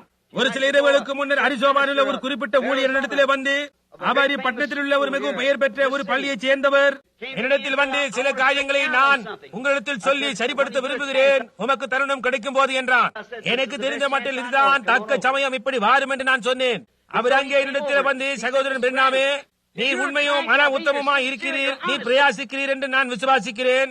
அதாவது நீர் உலகத்துக்கு ஒரு அப்போஸ்தல உபதேசத்தை நுழைக்க பிரயாசிக்கின்றீர். அப்போஸ்தல காலமானது அப்போஸ்தலரோடு முடிந்து போய்விட்டது என்று சொன்னார். நான் சொன்னேன், என் சகோதரனே, முதலாவதாக நான் உன்னை கேட்க விரும்புவது தேவனுடைய ஒவ்வொரு வார்த்தையும் ஏவப்பட்டது என்று நீர் விசுவாசிக்கிறீரா என்றேன். அவர் ஆமையா, நான் நிச்சயமாக விசுவாசிக்கிறேன் என்றார். அப்படியானால் வார்த்தையிலிருந்து அப்போஸ்தல காலம் எங்கே முடிவடைந்து விட்டது என்று எனக்கு காட்ட முடியுமா என்றேன். அது எங்கே இருக்கின்றது என்று நீ காட்டு, நான் உன்னோடு சேர்ந்து விசுவாசிக்கிறேன் என்று. அப்போஸ்தல நடவடிக்கைகளை எழுதினவரும் தேவனுடைய ராஜ்யத்தின் திறவுகோள்களையும் உடையவர். அப்போஸ்தல காலம் அந்த பெந்தேகோஸ்து நாளில் தானே அறிமுகமாக்கப்பட்டது. அவர்கள் சகோதரமாகவே நாங்கள் ரட்சிக்கப்படும்படி என்ன செய்ய வேண்டும் என்றார்கள். அதற்கு அவர்கள், நீங்கள் மனம் திரும்பி ஒவ்வொருவரும் உங்கள் பாவ மன்னிப்புக்கென்று கர்த்தராகிய இயேசு கிறிஸ்து நாமத்தினால் ஞானஸ்நானம் பெற்றுக் கொள்ளுங்கள், அப்பொழுது பரிசுத்த ஆவியானவரை பெற்றுக் கொள்வீர்கள். வாக்குத்தத்தமானது உங்களுக்கும் உங்கள் பிள்ளைகளுக்கும் தேவன் தூரத்திலிருந்து வரவழைக்கும் யாவருக்கும் உள்ளது என்றார்கள். இப்பொழுது வார்த்தையானது எப்படி தனக்கு தானே எதிராய் பேச முடியும்? அந்த மனிதன் எனக்கு இன்றிரவு பயங்கரமான சளி பிடித்திருக்கிறது என்றார். நானும் கூட அப்படித்தான் நினைக்கிறேன் என்றேன். இப்பொழுது நீங்கள் சொல்லுங்கள், தேவன் இன்னும் அழைக்கிறாரா? தேவன் இன்னும் அழைக்கிறாரானால் அப்போஸ்தல காலம் இன்னும் இருந்து கொண்டுதான் இருக்கின்றது. நிச்சயமாக நம்முடைய தேவனாகிய கர்த்தர் எத்தனை பேரை அழைப்பாரோ, அழைத்திருப்பாரோ, அழைக்கப்படுவார்களோ, எத்தனை பேரை அழைப்பாரோ அது இன்னமும் அப்போஸ்தல காலமாகவே இருக்கின்றது. ஏனெனில் இயேசு கிறிஸ்து நேற்றும் இன்றும் என்றும் மாறாதவராயிருக்கிறார். இந்த முரண்பாடானது ஒவ்வொரு காலத்திலும் விதிக்கப்பட்டுள்ளது என்று நாம் பார்க்கிறோம். இன்றைக்கு அடுத்த 15 நிமிடங்களுக்குள்ளாக சொல்லக்கூடுமானால் நான் அதை சொல்வேன். ஆனால் உங்களால் அது கூடாது. நம்மில் ஏறத்தாழ எல்லாரும் வேதம் வாசிக்கின்றோம். இயேசு கிறிஸ்து வந்தபோது இந்த முரண்பாட்டை, மாறுபாடானதை அவர் கண்டுபிடித்தார். அவரே வெளிப்படுத்தப்பட்ட வார்த்தையாயிருந்தார். அவரே தேவனுடைய வார்த்தையின் வியாக்கியானமாயிருந்தார். ஏனென்றால் அவர் வேத வார்த்தைகளை ஆராய்ந்து பாருங்கள், அதிலே உங்களுக்கு நித்திய ஜீவன் உண்டு என்று நீங்கள் நினைக்கிறீர்களே, அவைகளே என்னை குறித்து சாட்சி கொடுக்கிறது என்று அவர் சொன்னார். அங்கேதான் இருக்கிறது. அவரே வார்த்தையின் வியாக்கியானமாயிருக்கிறார். ஒவ்வொரு மறுபடியும் பிறந்த குமாரனும் குமார்த்தியும் இக்காலத்துக்குரிய தேவனுடைய வார்த்தையின் வெளிப்பாடாயிருக்கிறார்கள். நீங்கள் எல்லாராலும் வாசிக்கப்படுகின்ற நடமாட நிருபங்களாயிருக்கிறீர்கள். ஆமென். கவனியுங்கள், முரண்பாட்டை உபதேசமாய் போதித்து வீணாய் எனக்கு ஆராதனை செய்கிறார்கள். உபதேசத்துக்கு முரண்பாடானதை போதித்து வீணாய் எனக்கு ஆராதனை செய்கிறார்கள். மனிதனின் கோட்பாடும் மனிதனின் கொள்கைகளும் போதிக்கிறார்கள். தேவனுடைய வார்த்தை என்று இவைகளை போதித்து, ஆனால் இவைகளோ தேவனுடைய வார்த்தையோடு எந்த சம்பந்தமும் இல்லாமல் இருக்கிறது. பாருங்கள், ஒவ்வொரு காலமும் இப்படிப்பட்ட விளைச்சலை உண்டு பண்ணி கொண்டு வருகிறது. ஒவ்வொரு காலமும் அதை செய்தது. நம்முடைய காலத்திற்கும் எந்த விதமான சாக்குபோக்கும் இல்லை. நாமும் அதே காரியத்தை உடையவளாய் இருக்கிறோம். மற்றெல்லா காலங்களையும் ஒன்றாக சேர்த்து பார்க்கும் போது நம்முடைய காலம் அதை காட்டிலும் மிக பெரிதான ஒரு காலமாய் இருக்கிறது. ஏனென்றால் இது உலகத்தினுடைய சரித்திரத்தின் முடிவாய் இருக்கிறது. உலகத்திலேயே இதுவரை உண்டாகிறாத மிக பெரிதான முரண்பாடானவைகளில் இன்றைக்கு பூமியின் மேல் இருக்கிறதுதான் பெரிதாய் இருக்கிறது. மற்ற கால முரண்பாடானது உண்மையுள்ள ஜீவிக்கிறதுமான தேவனிடத்திலிருந்து அவர்களை விக்கிரகளின் பக்கமாக இழுத்தது. இன்றைக்கு மற்ற 24 இயேசுவானவர் சொன்னார், கூடுமானால் தெரிந்து கொள்ளப்பட்டவர்களையும் வஞ்சிக்கத்தக்கதாக அவ்வளவு நெருக்கமாக இருக்கும் என்று சொன்னார். முரண்பாட்டை குறித்து பேசுகிறீர்களா? ஓ, அது மிகவும் தந்திரமானது. சாத்தான் ஜனங்கள் மத்தியில் இருக்கிறான். அவன் ஒரு வேத பண்டிதனோ, தெய்வீக துறையில் டாக்டர் பட்டம் பெற்றவன். அந்த வார்த்தையை மிகவும் பரிபூர்ணமாக போதிக்கக்கூடியவனாயிருக்கிறான். இயேசு அப்படியே சொல்லி இருக்கிறார். ஆனால் அவரை கவனியுங்கள், அங்கே எங்காவது இருப்பான். சரி, அது இந்த காலத்துக்கு அல்ல என்று சொல்லுவான். ஆம், அப்படித்தான் இந்த காலத்துக்கும் கூட. ஏனெனில் தேவன் இருந்தது என்று சொன்னார். இது என்ன செய்தது என்று பாருங்கள். முரண்பாடான அதே காரியங்கள் நோவாவின் நாட்களின் மேல் தேவனுடைய கோபாக்கினியை கொண்டு வந்தது. தேவன் தம்முடைய தீர்க்கதரிசியை வெளியே அனுப்பி சுடரொளி பட்டயமாய் பிரசங்கிக்க செய்த போது மனம் திரும்பும்படி ஜனங்களிடத்தில் அழைத்தார். முரண்பாட்டை தண்ணீருக்குள் அழுத்தி போட்டார். சாத்தான் என்ன செய்தான்? உடனே பின்னாக காமிற்குள் மறுபடியுமாக விதைக்க ஆரம்பித்தான். அது அப்படியே சரிதான். அதன் பிறகு மகா பெரிய தீர்க்கதரிசி ஆகிய மோசே இஸ்ரவேல் ஜனங்களை வெளியே வனாந்திரத்துக்கு கொண்டு போக வந்தான். என்ன சம்பவித்தது? தேவனுடைய பெரிய தீர்க்கதரிசி ஆகிய மோசே முற்றிலுமான ரூபகாரப்படுத்தப்பட்ட சத்தியத்தை கொண்டு வந்தான். அவன் தேவனை சந்தித்திருந்தான். தேவனை சந்தித்தான் என்பதை தேவன் நிரூபித்தார். அந்நாட்களில் இருந்த அந்த ஜனங்களுக்கு, ஆசாரியர்களுக்கு தங்களுக்கென்று மார்க்கமும் வழிபாடும் சடங்காச்சாரங்களும் எல்லாமும் உடையவர்களாயிருந்தார்கள். ஆனால் மோசேயோ அங்கே வார்த்தையின் வியாக்கியானத்தின் ரூபகாரமாக நின்றான். அதை மறந்துவிட வேண்டாம். மோசே தேவனுடைய வாக்குத்தத்தத்தின் தேவனுடைய வியாக்கியானமாயிருந்தான். அவர் அதை செய்வார் என்று சொன்னார். அவன் தேவனுடைய வியாக்கியானமாயிருந்தான். என்ன சம்பவித்தது? சபையானது எகிப்திலிருந்து புறப்பட்டு சில நாட்கள் தான் கால்நடையாய் சென்றது. என்ன சம்பவித்தது? சாத்தான் தன்னுடைய முரண்பாடோடு கூட வந்தான். இரண்டாவது காயின் ஆகிய பாலாம் என்ற நபரின் மூலமாக வந்தான். அவர்கள் மத்தியிலே முரண்பாட்டை விதைத்தான். அது சரி என்று நாம் அறிவோம். அந்த பாலாமின் உபதேசம், அதாவது நாம் யாவரும் ஒரே மாதிரிதான், நீங்கள் சேவிக்கின்ற அதே தேவனையே நாங்களும் சேவிக்கின்றோம். அடிப்படையாக பார்ப்போமானால் அவன் சொல்வது சரிதான். ஏனென்றால் தேவன் ஏற்றுக்கொள்ளத்தக்கதான ஒரு பலி அவன் செலுத்தினான். 7 பலிபீடங்களின் மேல் 7 ஆட்டுக்கடாக்களையும் 7 காளைகளையும் பலியிட்டான். மோசே வனாந்திரத்தில் ஜெபித்தது போலவே அவ்வளவு பரிபூர்ணமாக அதே தேவனிடத்தில் ஜெபித்தான். சரியாக அதே மாதிரியாக இருந்தது. ஆனால் அவைகள் அதே மாண்டதல்ல. பின்னர் என்ன சம்பவிக்க போகிறது என்பதை நமக்கு முன்னிழலாய் காட்டுகின்றது. அங்கே மறுபடியும் காயின் பாலாம் என்ற நபரில் வெளிப்படுகின்றான். அங்கே தேவன் மோசே என்ற நபரில் வெளிப்படுகின்றார். ஒரு மானிட வர்க்கத்தின் மூலமாக அவருடைய வார்த்தையை வியாக்கியானித்து தம்மையும் தம்முடைய வாக்குத்தத்தங்களையும் ஒரு மனிதனின் மூலமாய் அறியும்படியாய் செய்து காட்டுகின்றார். முரண்பாடானது எழும்பிற்று. யூதாசின் நாட்களிலும் இதே விதமாக தான் அது செய்தது. அதோ அவனுடைய முரண்பாடோடு கூட அவன் வருகிறான். நினைவிருக்கட்டும், அவர்கள் விசுவாசித்ததான அந்த பாவம், அதாவது நாம் எல்லாரும் ஒன்று என்பது. நாம் யாவரும் அதே தேவனை ஆராதிக்கிறோம். நாம் யாவரும் அதே சபையை சார்ந்தவர்களாய் இருக்க வேண்டும். நாம் யாவரும் அதே ஜனங்களாய் இருக்க வேண்டும் என்று எண்ணின அந்த பாவமானது இஸ்ரவேலுக்கு ஒருபோதும் மன்னிக்கப்படவே இல்லை. அவர்கள் எல்லாரும் மரித்து போனார்கள் என்று இயேசுவானவர் தாமே சொன்னார். அவர்களில் 3 பேர்களை தவிர மற்ற எல்லாரும் அழிந்து போனார்கள். அவர்கள் மட்டுமே அந்த வாக்குத்தத்தை விசுவாசித்து அதை பற்றிக் கொண்டிருந்தார்கள். பலவீனமானவர்கள் நம்மால் தேசத்தை கட்டிக்கொள்ள முடியாது, நமக்கு அது மிஞ்சின காரியமாய் இருக்கிறது என்றெல்லாம் சொன்னார்கள். காலேபும் யோசுவாவும் ஜனங்களை அமைதியாய் இருக்க பண்ணி நாம் அவர்களை எளிதாய் ஜெயித்துக் கொள்ளலாம். ஏனென்றால் தேவன் அதை நமக்கு வாக்களித்திருக்கிறார். எதிர்ப்பு என்னவாய் இருந்தாலும் சரி, எனக்கு அக்கறை இல்லை என்று சொன்னார். நாம் பரிசுத்தாவின் அபிஷேகத்தை குறித்தும் தெய்வீக சுகத்தை குறித்தும் நாம் இன்னமும் பிரசங்கிக்கலாம். இவ்வுலகத்தின் காரியங்களில் இருந்து நம்மை வேறு பிரித்துக் கொள்ள நமக்கு இன்னமும் வல்லமை உண்டு. தேவன் அவதமாய் சொல்லி இருக்கிறார். அப்போ சில காலம் முடிந்து போகவில்லை, முடியவும் முடியாது, தொடர்ந்து போய்கொண்டே இருக்கும். ஆகவே நாம் அந்த பழைய முரண்பாடான விதைக்கிறவனையே பார்க்கிறோம். நினைவிருக்கட்டும், அந்த பாவம் அவர்களுக்கு மன்னிக்கப்படவே இல்லை. Now, brother, if it was சகோதரனே, அன்று அது மன்னிக்கப்படவே இல்லை என்றால் இப்பொழுது எப்படி முடியும்? when the எல்லா காலங்களினுடைய உண்மையான வித்துக்கள் ஒன்றாக சேர்ந்து வருகின்றதான இப்போது எப்படி மன்னிக்கப்படும்? கவனியுங்கள், பாலாம் செய்ததான இந்த பெரிய காரியம் இப்படியாய் தொடர்ந்து போய்கொண்டே முடிவிலே யூதாஸ் காரியோத்து இயேசு கிறிஸ்து இவர்களுடைய வருகையிலே முடிவடைந்தது. அது என்னவா இருந்தது? யூதாசும் இயேசுவும் காயின் ஆபேல் இவர்களை போன்ற அப்படியே ஒரு உருவகமாய் இருந்தார்கள். for as Judas was religious, ஏனென்றால் யூதாஸ் எவ்வளவு பக்திமானா இருந்தானோ அப்படியே காயினும் இருந்தான். Cain காயின் ஒரு பலிபீடத்தை கட்டினான், பலி செலுத்தினான், அவன் தேவனை ஆராதித்தான். அடுத்தவன் எவ்வளவு மன உத்தமமாய் செய்தானோ அவ்வளவு மன உத்தமாய் இவனும் செய்தான். ஆனால் கவனியுங்கள், வார்த்தை என்ன என்பதின் வெளிப்பாடோ அவனுக்கு இல்லாமல் இருந்தது. ஆதாமும் ஏவாளும் ஏதோ ஆப்பிள் அல்லது ஏதோ பழம் சாப்பிட்டதாக அவன் நினைத்துக் கொண்டான். ஆபேல் வெளிப்பாட்டினால் அவ்விடம் எண்ணுவது தவறு என்று அறிந்திருந்தான். ரத்தம்தான் அவர்களை வெளியே கொண்டு வந்தது என்பதை அறிந்தவனாய் ஒரு ஆட்டுக்குட்டியை பலி செலுத்தினான். அவனுடைய பலி சரியானது என்று தேவன் சாட்சி பகர்ந்தார். பிறகு அவன் பொறாமை கொண்டு அவனுடைய சகோதரனை கொன்று போட முயற்சித்தான். காயின் தன் சகோதரனான ஆபேல் பலியிட்ட அந்த பலிபீடத்திலேயே அவனை கொன்று போட்டான். ஆட்டுக்குட்டி அந்த பலிபீடத்தின் மீது மரித்தது. so did அதே விதமாகத்தான் யூதாஸ் காரியோத்து இயேசு கிறிஸ்துவை தேவனுடைய பலிபீடத்தின் மீதிலே காட்டி கொடுத்தான். and காயின் ஆபேலை கொண்டு போட்டது போல அவரையும் கொண்டு போட்டான். because Cain ஏனென்றால் காயின் முரண்பாடான வித்தாய் இருந்தான். அந்த வண்ணமாகவே இருந்தான் கூலிக்கால தீர்க்கதரிசியான பாலாமும் கூட. அவன் நன்றாய் அறிந்திருக்க வேண்டிய ஒருவன். தேவன் அடையாளங்களினாலும் அற்புதங்களினாலும் எச்சரித்தார். ஒரு கழுதையும் கூட அந்நிய பாஷையில் பேசிற்று. and still he went right on. ஆனால் just கூட the same. அவன் தொடர்ந்து அதே வழியே போனான். He was born அவன் ஒரு to be முரண்பாடான a வித்தை sower விதைக்கிறவனாக of the பிறந்தான். இதுவரையிலும் இல்லாததான பெரிய முரண்பாட்டானதினாலே இந்த காலம் முடியும் என்று இயேசுவானவரை சொன்னார். நவரிக்கையா சபை காலம் வெறுவெறுப்பானது, அவர்கள் அவரை சபைக்கு வெளியே தள்ளுவார்கள் என்று சொன்னார்.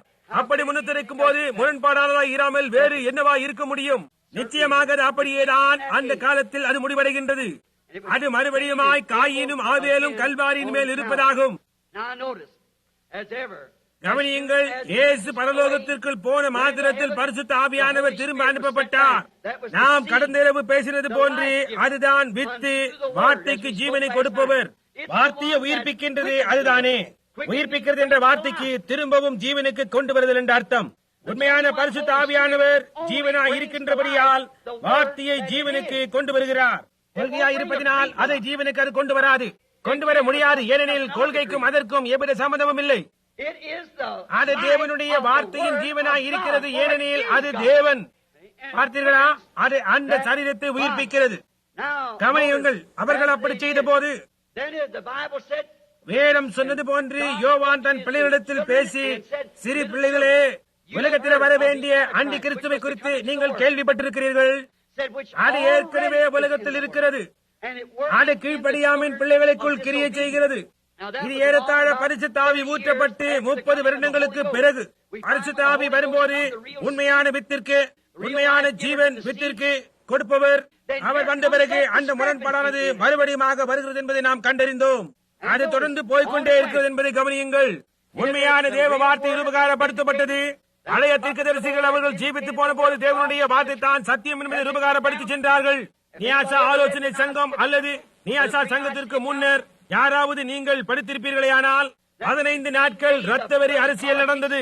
எப்படி அந்த ரோமர்கள் கூட்டம் அரசியல் அதிகாரிகளை சபைக்குள் கொண்டு வந்து அதை ஒரு ஸ்தாபனமாக்கினார்கள் என்று. தீர்க்கதரிசிகள் ஆட்டுத்தோலை போத்தி இருந்தவர்களாய் புல் பூண்டுகளை சாப்பிட்டவர்களாய் வந்தார்கள். வந்து அந்த தேவனுடைய வார்த்தைக்காய் நின்றார்கள். ஆனால் அது என்ன செய்தது? அது காயினை போல் இருக்க வேண்டும், அது ஆபேலை போல் இருக்க வேண்டும், ஒன்று மறிக்கத்தான் வேண்டும். நிச்சயமாகவே அது வேலை செய்தது. வார்த்தையான ஜனங்கள் மத்தியிலே அது கிழிந்த ஆளுகையை செல்வாக்கை இழந்து விட்டது. அவர்கள் ஓட்டு போட்டு வார்த்தையை சபைக்கு புறம்பாக்கி ஆதி கத்தோலிக்க சபை முரண்பாடான கொள்கைகளை எடுத்துக்கொண்டது. அவர்கள் ஒரு போப்பை கூட்டிக் கொண்டார்கள், ஒரு பேராயரை கூட்டிக் கொண்டார்கள். அவர்களுக்குள் இது அது என்று மற்றவர்களை சேர்த்துக் கொண்டார்கள். பேதுரு மரியாள் மற்ற எல்லாவற்றையும் அவர்கள் உண்மையான அர்த்தத்தை எடுத்து போட்டு விக்கிரங்களை உண்டாக்கி கொண்டார்கள். கிறிஸ்தவ மதத்திலிருந்து ஒரு அஞ்ஞான சடங்காச்சாரத்தை உண்டாக்கி கொண்டார்களே தவிர வேறொன்று செய்யவில்லை. அது என்னவாய் இருக்கிறது? முரண்பாடான வித்து ஸ்தாபித்துக் கொண்டது. உலகிலேயே முதல் முறையாக ஒரு சபையை ஸ்தாபித்துக் கொண்டார்கள். அது என்னவாயிருக்கிறது? அதுதான் முரண்பாடான வித்து.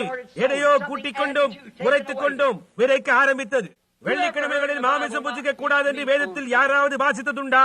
ஒழுக்க ஞானஸ்நானம் கொடுப்பதற்கு பதிலாக தெளிப்பு ஞானஸ்நானம் கொடுக்கலாம் என்று வேதத்தில் யாராவது வாசித்ததுண்டா? மரியாதை வாழ்க அல்ல வேறு ஏதாவது வாசித்ததுண்டா? இங்க புரொட்டஸ்டன்ட் மார்க்கத்தார் செய்கின்ற அழுகின காரியங்களையும் கூட நீங்கள் வேதத்தில் எங்காவது கேள்விப்பட்டதுண்டா?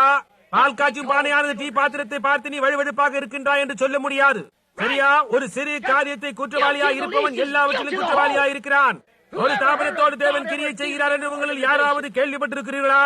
தங்களை தாபமாக்கி கொண்ட பின்னர் ஒரு முறையாவது ஜீவனோடு இருந்ததாய் எனக்கு எடுத்து காட்டுங்கள். அவைகள் உடனே மறுத்து விட்டன, ஒருபோதும் திரும்ப எழும்பவே இல்லை. ஏதாவது நடைபெறுவதற்கான நேரமாயிருக்கிறது. தேவன் அசைவதற்கான நேரமாயிருக்கிறது. ஜனங்கள் மத்தியில் உள்ள செல்வாக்கை கொண்டு போடுகின்றாய். இன்றைக்கும் அதே காரியத்தை தான் செய்கிறார்கள். அந்த பரிசுத்த ஊரலை கூட்டங்கள் அவர்களுக்கு அங்கே ஒன்றுமில்லை என்று சொல்லி செல்வாக்கை கொண்டு போடுகிறார்கள். ஏன்? அது ஒரு முரண்பாடானது. வார்த்தையானதை முகமுகமாக சந்தித்து அது என்ன என்பதை பாருங்கள். தேவன் தமது சொந்த வார்த்தைக்கு வியாக்கியானம் தருகிறாரா என்று பாருங்கள். ஆபிரகாமுக்கு இந்த கல்லுகளினாலே பிள்ளைகளை உண்டு பண்ண தேவன் வல்லவராயிருக்கிறார். ஆதி கிறிஸ்துவர்களால் வார்த்தையானது முற்றிலுமாக ரூபகாரப்படுத்தப்பட்டது. எல்லா காரியங்களிலிருந்தும் வியாதிகளிலிருந்தும் எப்படி விடுவித்தார் என்பதனாலும் அவர்களுக்கு தீர்க்கதரிசிகள் இருந்தார்கள். அவர்கள் அந்நிய பாஷைகளை பேசினார்கள், வியாக்கியானித்தார்கள். எல்லா நேரத்திலும் சத்தியம் நிரூபிக்கக்கூடிய செய்திகளை கொடுத்ததினாலும் ரூபகாரப்படுத்தினார்கள். இப்படிப்பட்ட ரூபகாரப்படுத்த வார்த்தை இருந்தும் ஜனங்கள் வேண்டாம் என்று வாக்களித்து தள்ளினார்கள். ஒரு ஸ்தாபனத்தை தங்களுக்கு தேவை என்று ஏற்றுக்கொண்டார்கள். அதுதான் எல்லா ஸ்தாபனங்களுக்கும் தாயானவள். இப்பொழுது இவை இரண்டும் நன்றாய் முதிர்ச்சி அடைந்து வருகின்றது. அவைகள் மறுபடியும் விதைக்க ஆரம்பித்தது. அது மறித்து விட்டது. ஆனால் லூதரின் நாட்களில் அது திரும்பவும் துளிர்க்க ஆரம்பித்தது. இன்றைய காலை ஆகார கூட்டத்தில் நாம் பேசின போது அதை குறித்து அறிந்து கொண்டோம். அது லூதரின் நாட்களிலே துளிர்த்தது. அவர்கள் என்ன செய்தார்கள்? அந்த பெரிய மனிதன் மறித்தவுடனேயே அவர்கள் அதை ஒரு ஸ்தாபனமாக ஆக்கிக் கொண்டார்கள். அது மறுபடியும் ஜார்ஜ் வெஸ்லியின் நாட்களிலே துளிர்த்தது. ஆங்கிலிக்கன்மார்கள் தங்களுடைய நித்திய பாதுகாப்புகளை போன்ற இன்னும் அநேக காரியங்களினால் அதை உலகம் முழுவதுமான ஒரு சபையாக இருக்கக்கூடிய அளவிற்கு கொண்டு போனார்கள். என்ன நடந்தது? தேவன் ஜான் வெஸ்லி என்ற பெயர் கொண்ட ஒரு மனிதனை எழுப்பி அவை எல்லாவற்றையும் அழித்து போட்டார். அவனும் ஆஸ்பெரி இன்னும் மற்றவர்களும் மறித்து போன பிறகு என்ன நடந்தது? அவர்களும் ஸ்தாபனமாக்கிக் கொண்டார்கள். இப்பொழுது எல்லா விதமான மெத்தடிஸ்டுகளும் இருக்கிறார்கள். அதன் பிறகு ஒருவன் பின் ஒருவராக அலெக்சாண்டர் கேம்பல், ஜான் ஸ்மித் போன்றவர்கள் வந்தார்கள். இவைகள் எல்லாவற்றிலிருந்து முடிவிலே பெந்தேகோஸ்தே வெளிவந்தது. அதற்கு பிறகு என்ன நடந்தது? அவர்கள் நன்றாய்தான் ஓடினார்கள். உங்களை எது தடை செய்தது? நீ வெளிவந்த சேற்றிற்கே மீண்டும் போனாய். அதே சாக்கடைக்கு திரும்பி போனாய். திரும்பி முரண்பாட்டிற்குள் சென்று ஸ்தாபனங்களை உண்டு பண்ணி வார்த்தைக்கு விட்டுக் கொடுத்தனர். புதிதான காரியம் ஏதாவது தேவன் அனுப்பும் போதெல்லாம் உன்னால் அதை ஏற்றுக்கொள்ள முடியாது. அது சரி, மறுபடியும் முரண்பாடானது. நான் அன்றைக்கு சொன்னது போன்று முதலாவது இந்த வேரிலிருந்து வெளி வருகின்றதான பூமி இந்த இலைகளுக்குள் வருகின்றது. பிறகு பட்டு குஞ்சத்திற்கு வருகின்றது. அது மறுபடியும் தண்டுக்குள் வந்து வெளிவருகின்றது. ஒரு சிறு கோதுமை உமியை பார்ப்பதற்கு கோதுமை மணி போன்றே காட்சி அளிக்கிறது. நாம் அதுதான் கோதுமை நினைத்தோம். ஆனால் அதை உடைத்து பார்க்கும் போது அதற்குள் கோதுமை மணியே இல்லை. கோதுமை மணியான வளர்வதற்கு அது உதவியானது ஒன்றாக இருக்கின்றது. அதுவும் கூட மடிக்கின்றது. அதற்குள் இருக்கும் ஜீவன் அதை விட்டு வெளியே கோதுமை மணிக்குள் செல்லுகிறது. கவனியங்கள். ஆகவேதான் இவைகளை விதைத்த சபைகளை அவர்கள் இவ்விடமாய் அடைக்கின்றனர். இன்றைக்கு சபைகள் என்று அடைக்கப்படுகிறவைகள் ஏன் பெந்தேகோஸ்துக்களையும் பார்த்தோம். நாம் வெளியே போனோம். அவைகள் நமக்கு திருப்தி ஏற்படவில்லை. நாம் நமக்குள்ளே குழுக்களை ஆக்கிக் கொள்ள வேண்டியவர்களானோம். எல்லா காரியங்களையும் வெளியே வந்து இது நமக்கு இருக்க வேண்டும், இது நமக்கு இருக்க வேண்டும் என்று சொன்னது நமக்கு இன்னொரு குழு இருக்க வேண்டும். இவன் எழுப்பி நின்று அவர் வெள்ளை மேகத்தின் மேல் வருகிறார் என்கிறான். இன்னொருவன் எழுப்பி அவர் வெள்ளை குதிரை மீது வருகிறார் என்கிறான். சரி, நாம் இரண்டு குழுக்களை உண்டு பண்ணிக் கொள்வோம். அது என்ன என்று பாருங்கள். முரண்பாடானதை விதைக்கிறது. அவர் வரும்போது அது என்னவாக இருந்தாலும் சரி, அவர் வரும்போது அவருடைய வார்த்தையை அவரே வியாக்கியானம் அளிப்பார். அந்த நேரம் மட்டாக நாம் காத்திருப்போம். அதை குறித்து நீ பேசிக் கொண்டிருப்பதனாலே இன்றைக்குரிய செய்தியை நீ பெற்றுக் கொள்ளப் போகிறதில்லை. எப்பொழுதும் தேவன் என்ன செய்ய போகிறார் என்பதையும் என்ன செய்திருக்கிறார் என்பதை சுட்டி காட்டிக் கொண்டு அவர் என்ன செய்து கொண்டிருக்கிறார் என்பதை அறியாமல் இருக்கிறார்கள். அந்த விதமாகத்தான் நாம் அதற்குள் முரண்பாடானவர்களை பெற்றுக் கொள்கிறோம். நம்முடைய சபைகளில் நாம் என்ன கவனிக்கிறோம்? இன்றைக்கு நம்முடைய சபைகள் காற்றுகளுக்கு உதைத்து சுழல் காற்றை அறுக்கிறதை நாம் கவனிக்கிறோம். முன்பெல்லாம் நமக்கு இருந்தவாறு ஜெப கூட்டங்களும் ஆராதனைகளும் இப்போது நமக்கு இல்லை. என்ன காரியம்? எல்லாவற்றின் மேல் நமக்கு இருந்த தடைகளை எல்லாவற்றிலும் நீக்கிவிட்டோம்.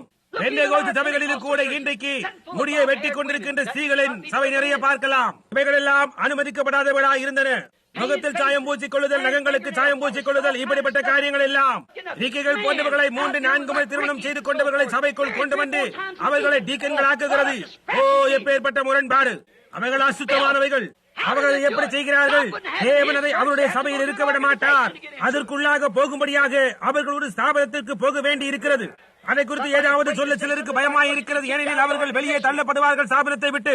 ஆண்டவரே, சத்தியத்தை குறித்து மட்டும் எங்களுக்கு சொல்லத்தக்கதாக இப்படிப்பட்ட எதிர் தொடர்பு கொள்ளாக தேவனுடைய வார்த்தையோடு தேவனோடு மட்டும் தொடர்பு கொண்டுள்ள ஒரு மனுஷனை எங்களுக்கு அனுப்பும். நமக்கு அவசியமாய் தேவைப்பட்டது அதுதான். நாம் என்ன செய்தோம்? முரண்பாடானதை விதைத்தோம். நாம் காற்றுகளுக்கு விதைத்தோம். இப்போது சுழல் காற்றை அறுக்கின்ற நேரம். அவைகள் எல்லாம் சுட்டரிக்கப்படுவதற்காக ஒன்றாய் சேர்க்கப்படுகிறது என்பதை கவனிக்கவும். இதை நீங்கள் கவனித்தீர்களா? முதலாவதாக அவைகளை ஒன்று சேர்த்து கூட்டுங்கள், பின்பு எல்லா கட்டுகளையும் ஒரு குவியல் ஆக்குங்கள். நான் அவைகளை சுட்டரிப்பேன் என்று இயேசு சொன்னார். அங்கே ஒரு சின்ன கட்டு மெத்தடிஸ்ட், பாப்டிஸ்ட், பிரெஸ்பிட்டேரியன், லூத்தரன் என்று அழைக்கப்படுகின்றன. அவைகள் எல்லாம் சபைகளின் உலக ஆலோசனை சங்கத்தில் ஒன்றாய் சேர்கின்றார்கள். அது என்ன? முதலாவதாக அவைகளை ஒன்றாய் கூட்டுங்கள். அல்லேலூயா! இதை கவனித்தீர்களா? முதலாவதாக அவர் தலைகளை சேர்க்கிறார். அவைகளை கோதுமையிலிருந்து தூரமாக கொண்டு போகிறார். அவைகளை வேறு பிரிக்கிறார். அவைகளை ஒன்றாய் சேர்த்து அவைகளை சுட்டரிக்கிறார். முரண்பாடானவர்கள் ஜனங்களை மத்தியில் விதித்ததற்காக தேவனுடைய நியாய தீர்ப்போடு கூட சுற்றரிக்கப்பட வேண்டும். தேவ பக்தியின் வேஷத்தை தரித்து அதன் பலனை மறுதளிக்கிறது. பல சம்பந்தமான உரிமைகளை பற்றிக் கொள்ளும்படியாக வார்த்தையை மறுதளித்து, அதாவது தேவனுடைய வார்த்தைக்குள் யாரோ புகுத்த பிரயாசிக்கின்ற கோட்பாடுகளை பற்றிக் கொண்டிருக்கும்படியாக அது கிரியை செய்யாது. அது ஒரு முரண்பாடானது. அநேக காலங்களுக்கு முன்பாக இருந்த மகாபெரிய தீர்க்கதரிசியாகி ஆமோஸை போன்று இன்றைக்கு நான் கூக்குரலிடுகிறேன். அவன் பட்டணத்திற்குள்ளாக வந்து, நான் தீர்க்கதரிசியும் அல்ல, ஒரு தீர்க்கதரிசியின் புத்திரனும் அல்ல, ஆனால் சிங்கம் கர்ச்சிக்கிறது, யார் பயப்படாதிருப்பான் என்று சொன்னான். கர்த்தராகிய ஆண்டவர் பேசுகிறார், யார் தீர்க்கதரிசனம் சொல்லாதிருப்பான் என்று சொன்னான். அவன் அந்த தலைமுறையின் மேல் நியாய தீர்ப்பை முன்னறிவித்து, நாங்கள் ஆராதிக்கிறோம் என்று உரிமை பாராட்டுகின்ற அந்த தேவனே உங்களை அழிப்பார் என்று சொன்னான். இதை குறித்து வையுங்கள். ஒரு நாடாவில் பதியப்பட்டிருக்கிறது. இதை நினைவில் வையுங்கள். ஆராதிக்கின்ற அதே தேவன் சபைகளின் உலக ஐக்கியத்தின் மகா பெரிய அறுவடையில் இந்த ஜனங்கள் இப்பொழுது கூடுகிறார்கள். நீங்கள் அதற்குள் போய்தான் ஆக வேண்டும். அதில் சேராமல் வெளியே தனித்திருக்க முடியாது. ஒரு தனிப்பட்ட முறையிலே நீங்கள் அதற்குள்ளிருந்து வெளியே வரலாம் அல்லது உள்ளே சேர்ந்து கொள்ளலாம். மத்திய ஸ்தலம் அங்கே இருக்க போவதில்லை. அது மிருகத்தின் முத்திரையா இருக்க போகிறது. அந்த முத்திரை இல்லாமல் ஒரு மனிதனும் வாங்கவோ விற்கவோ முடியாது. அல்லது முரண்பாடானதை உடையவர்களாக இருக்க வேண்டும். இப்பொழுது அதற்கு வெளியே இருங்கள். அதை விட்டு வெளியே பாருங்கள். ஓடிப்போங்கள். அதிலிருந்து தூரமாயிருங்கள். ஊழியம் செய்கிறோம் என்று உரிமை பாராட்டுகின்ற அந்த தேவனே அவர்களை அடித்து போடுவார். அந்த மகா பெரிய அன்பின் தேவன். சரி, நாம் எல்லாரும் ஒன்றாய் இருக்க வேண்டும் என்று இயேசு ஜெபித்தாரே என்று சொல்லுகிறது. அதே நேரத்திலே நீங்கள் எப்படி சேர்ந்து போக முடியும்? 2 பேர் ஒருமனப்பட்டால் ஒழிய ஒருமித்து நடந்து போவார்களோ என்று கூட அவர் சொல்லி இருக்கிறார். பிதாவும் நானும் ஒன்றாய் இருக்கிறது போன்று ஒன்றாய் இருக்க வேண்டும் என்று அவர் சொன்னாரே. பிதா வார்த்தையாயிருக்கிறார், அவரோ வெளிப்பட்ட வார்த்தையாயிருக்கிறார். அவர் பிதாவோடு ஒன்றாயிருக்கிறார். ஏனென்றால் தேவனுடைய வாக்கு பண்ணப்பட்ட வார்த்தையின் வெளிப்படுதலாய் அவர் இருக்கிறார். அந்த வண்ணமாகத்தான் இந்த நாள் அல்லது வேறு எந்த நாளும் இருக்கிறது. ஆமையா, அது ஒரே தேவன் நாம ஒன்றாய் இருக்க வேண்டும் என்று அவர் விரும்புகிறார். இது எப்படி ஒன்றாய் இருக்க முடியும்? கன்னி பிறப்பை இது மறுதளிக்கின்றது. இவர்கள் மறுப்பதில்லை, தெய்வீக சுகத்தை மறுக்கிறது. அது இது இப்படியாய் அவர்கள் எல்லாரும் அப்படிப்பட்டதான ஒரு குழப்பத்திற்குள் இருக்கிறார்கள். இது எப்படி ஒன்றாய் இருக்க முடியும்? அவர்கள் சிலர் தேவனிடத்திலும் கூட விசுவாசம் இல்லாத இருக்கிறார்கள். அவர் தேவகுமாரன் கூட விசுவாசிக்கிறதில்லை. தேவகுமாரன் அழைக்கப்பட்ட யோசேப்பின் குமாரன் அவர் என்று விசுவாசிக்கிறார்கள். நிச்சயமாக லூத்தரன் சகோதரருடைய இரட்டை சகோதரான ஒருவரான சிங்கிரியும் கூட விசுவாசிக்கிறது. யாதென்றால் அவர் முற்றிலுமாக வெறுமனே ஒரு நல்ல மனிதன் என்பதுதான். கிறிஸ்தவ சயின்ஸ் சொல்லுகின்றது அவர் ஒரு தீர்க்கதரிசி, வெறுமனே சாதாரண ஒரு மனிதன். அவர் ஒன்று தெய்வீகமானவர் அல்ல. ஏன் அப்படி தெய்வீகமாக இல்லை என்றால் உலகத்தில் வந்த வஞ்சகர்கள் மிக பெரியவனாய் இருக்க வேண்டும். அவர் தேவனாய் இருக்க வேண்டும், அல்லது அவர் ஒன்றுமில்லை. அவர் தெய்வீகமானவர். அவர் தெய்வமாயிருந்தார். நம்மால் தாமே நமது மத்தியில் மாம்சமானார். தேவகுமாரன் என்ற பெயரில் மாம்சமானார்.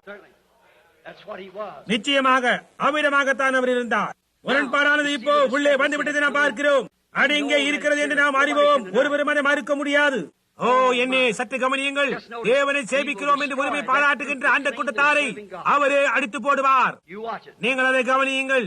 தேவன் தம்முடைய வித்தை நட்டார். நான் முடிக்கப் போகிறேன் என்றால் ஜெப வரிசையை ஆரம்பிக்க வேண்டிய நேரம் வந்தாயிற்று. தேவன் தம்முடைய வித்தை நட்டார். அவருடைய வித்து கிறிஸ்துவே. தேவன் தம் நாமத்தை எங்கே வைக்க தீர்மானித்தார் என்பதை குறித்து சில இரவுகளுக்குள் பேச போகிறேன். கர்த்தருக்கு சித்தமானால் ஒரு காலை ஆகார கூட்டங்கள் ஒன்றில் பேசலாம் என்று இருக்கிறேன். அப்போது சற்று அதிகப்படியான நேரம் கிடைக்கும். கவனியங்கள். தப்பிக்கொள்ள உள்ள ஒரே ஒரு வழி அவரே. அவர் ஒருவரே உண்மையான ஏக சக்கராதிபதி. அவரே அந்த ஒரே உண்மையான தேவன். அவரை தவிர வேறு யாரும் இல்லை. நான் தேவனாயிருக்கிறேன், நான் தானே தேவன் என்று அவர் சொல்லுகிறார். இதுவே கட்டளையாயிருக்கிறது. இஸ்ரவேலே கேள், நானே உன் தேவனாகிய கர்த்தர், ஒரே தேவன். நான் அவராக இருக்கிறேன், நீங்கள் ஏன் வேறொருவரை தேடுகிறீர்கள்? இன்னொருவன் வருவான், நான் என் பிதாவின் நாமத்தினாலே வந்தேன், நீங்கள் என்னை ஏற்றுக்கொள்ளவில்லை. ஆனால் இன்னொருவன் தன் சுய நாமத்தினாலே வந்தால் அவனை நீங்கள் ஏற்றுக்கொள்வீர்கள். அவர்கள் அதை நியாசாவில் செய்தார்கள். நீ கிறிஸ்தவனா, நான் ஒரு பாப்டிஸ்ட். நீ கிறிஸ்தவனா, நான் ஒரு பெந்தேகோஸ்தே. நீ கிறிஸ்தவனா, நான் ஒரு மெத்தடிஸ்ட். இன்னொரு பெயர். ஆனால் இயேசு கிறிஸ்து என்ற அந்த நாமத்தில் அவர் வரும்போது எவ்வளவு தூரமாக போகக்கூடுமோ அவ்வளவு தூரமாக அவர்கள் கடந்து போய்விடுகிறார்கள். ஏனென்றால் அவரே வார்த்தையாயிருக்கிறார். வார்த்தையான் தன்னைத்தானே அறிவிக்கிறது. தப்பிக்கொள்வதற்கான ஒரே ஒரு படி அவரே சாரோனின் ரோஜா. அவர்தான் என்று வேதம் சொல்லுகிறது. வேதத்தில் இருக்கின்ற தேவனுடைய ஒவ்வொரு பட்ட பெயரும் இயேசுவுக்கு சொந்தமானது. அவர் அல்பாவும் ஒமேகாவும் துவக்கமும் முடிவுமாயிருக்கிறார். அவர் இருந்தவரும் இருக்கிறவரும் வருகிறவருமானவர். தாவீதின் வேரும் சந்ததியுமானவர். வேரும் சந்ததியும் இரண்டும் அவரே. அவரே பிடிபடி நட்சத்திரமும் சாரோனின் ரோஜாவும் பள்ளத்தாக்கின் லீலியுமானவர். அவர் அல்பா ஒமேகா, பிதா, குமாரன், பரிசுத்தாவி எல்லாம் இயேசு கிறிஸ்துவுக்குள் இருக்கிறது. நம்முடைய வாசம் பண்ணும்படியாக மாமிசாமா வந்த ஏகோவா தேவனின் மொழி வெளிப்படுத்தலாய் அவர் இருக்கிறார். அவர் சரியாக அப்படியே தான் இருக்கிறார். அவர் சாரோனின் ரோஜாவாய் இருக்கிறார். அந்த சாரோனின் ரோஜாவை அவர்கள் என்ன செய்கிறார்கள்? அதை கசுக்கி நசுக்கி அதில் இருக்கிற நறுமணத்தை எடுக்கிறார்கள். அந்த அழகான ரோஜா பூவானது அதன் நறுமணத்தை எடுக்கும்படியாக அது கசுக்கி பிழிய வேண்டி இருக்கிறது. அது ஒரு அருமையான ஜீவியம். அந்த ஜீவியமானது கல்வாரின் சிலுவையினே அது நசுக்கி கசுக்கி புழிய வேண்டியதாக இருந்தது. அந்த சாரோனின் ரோஜாவின் அபிஷேகத்தை எடுத்து அதை ஆரோனின் மேல் ஊற்றினார்கள். அவன் பரிசுத்த ஸ்தலத்துக்குள் கர்த்தருக்கு முன்பாகவும் போவதற்கும் பரிசுத்த ஸ்தலத்துக்குள் போவதற்கும் முன்பாகவும் அவன் அதனால் அபிஷேகம் பண்ணப்பட வேண்டியவனாயிருந்தான். அந்த பரிசுத்தமான அந்த திரைக்கு முன்பாகவும் அவன் அந்த சாரோனின் ரோஜாவின் நறுமணத்தினாலே அபிஷேகம் பண்ண வேண்டியிருந்தது. ஒவ்வொரு வருஷமும் கிருபாசன தண்டைக்கு தெளிப்பதற்காக அவன் போவதற்கு அந்த சாரோனின் ரோஜாவின் நறுமணத்தினாலே அவன் அபிஷேகம் பண்ணப்பட வேண்டியதாக இருந்தது. ஏனென்றால் அந்த சமூகத்திலே அது தேவனுக்கு சுகந்த வாசனையாய் இருக்க வேண்டியிருந்தது.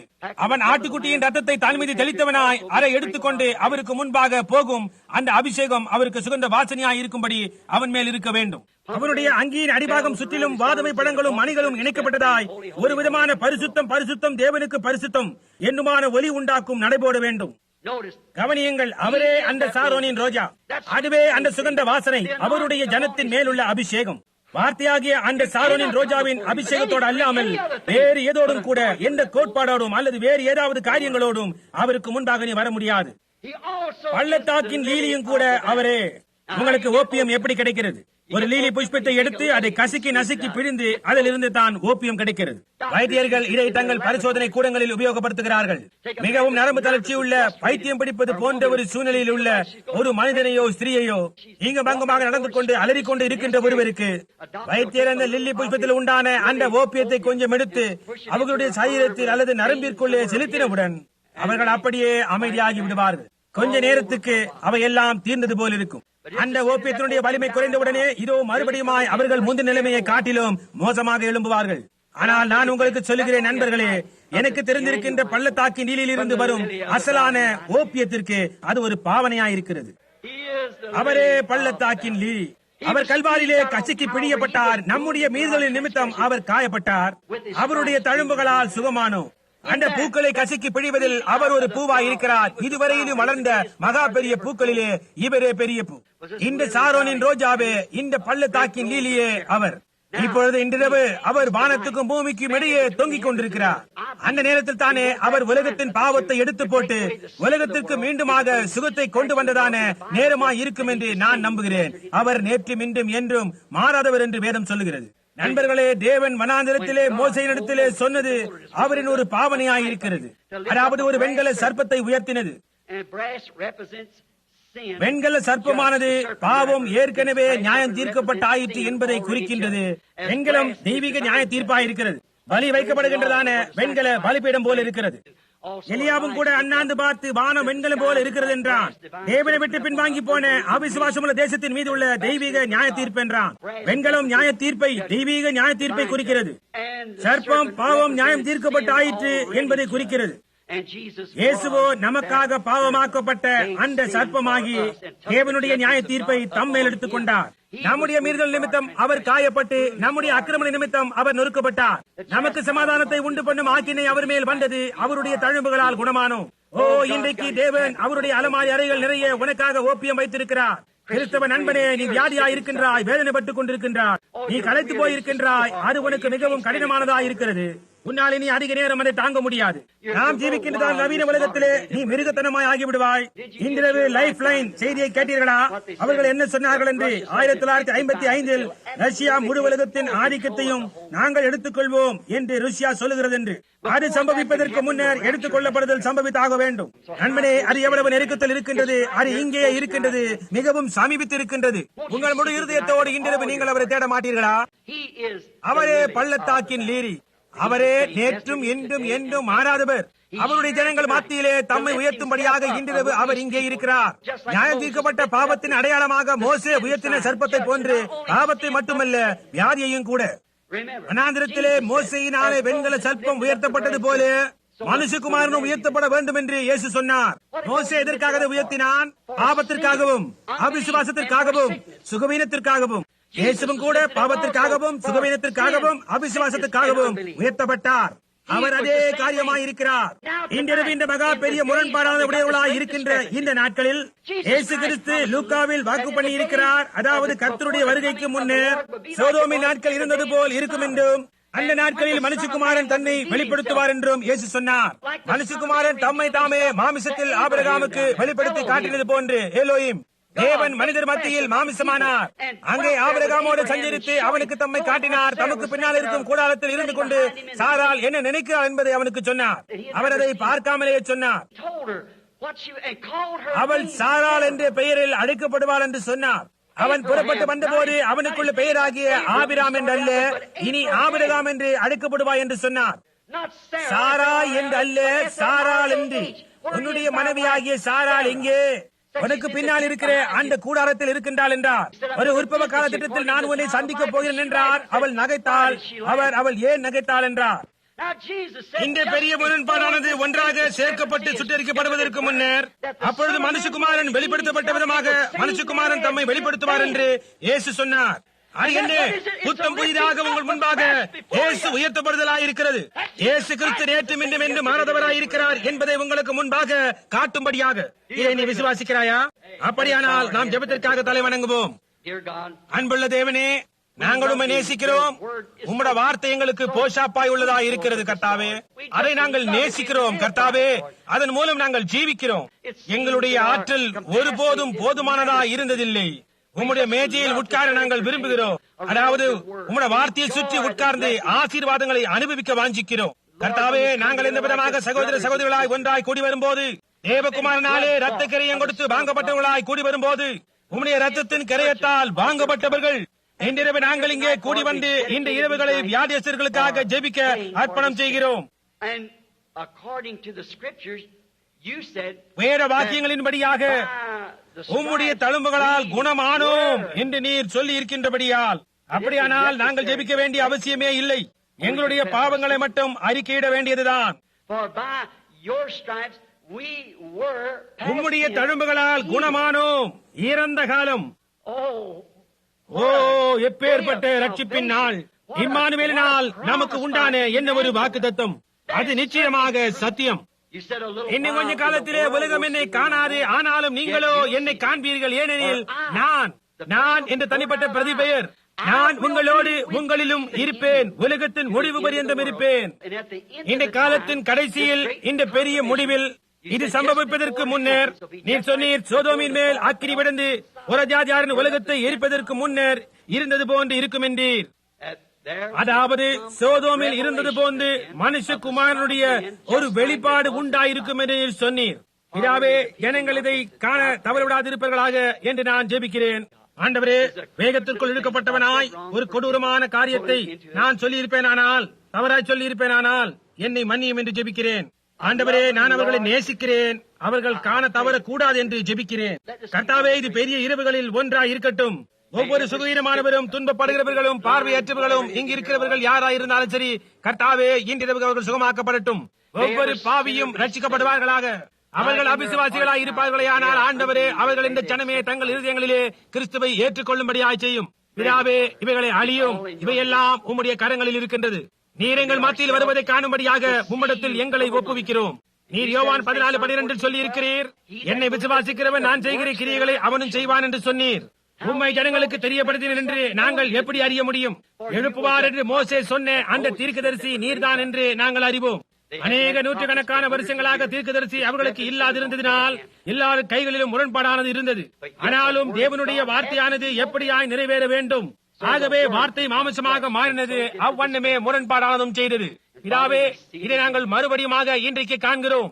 முரண்பாடானது ஒரே பெரிய கட்டாக வருகின்றதை நாங்கள் பார்க்கிறோம். அதே விதமாக வார்த்தையும் வருகின்றதை நாங்கள் காண்கிறோம். இன்றிரவு எங்களை ஆசீர்வதியும் பிதாவே, நாங்கள் எங்களை உம்மிடத்திலும் உம்முடைய வார்த்தையிடத்திலும் ஒப்புவித்து, ஆண்டவரே, எங்களுக்கு என்னவெல்லாம் நீர் செய்ய அவசியமா இருக்கின்றதோ அதையெல்லாம் செய்யும் கர்த்தாவே, இயேசுவின் நாமத்தில் ஆமென்.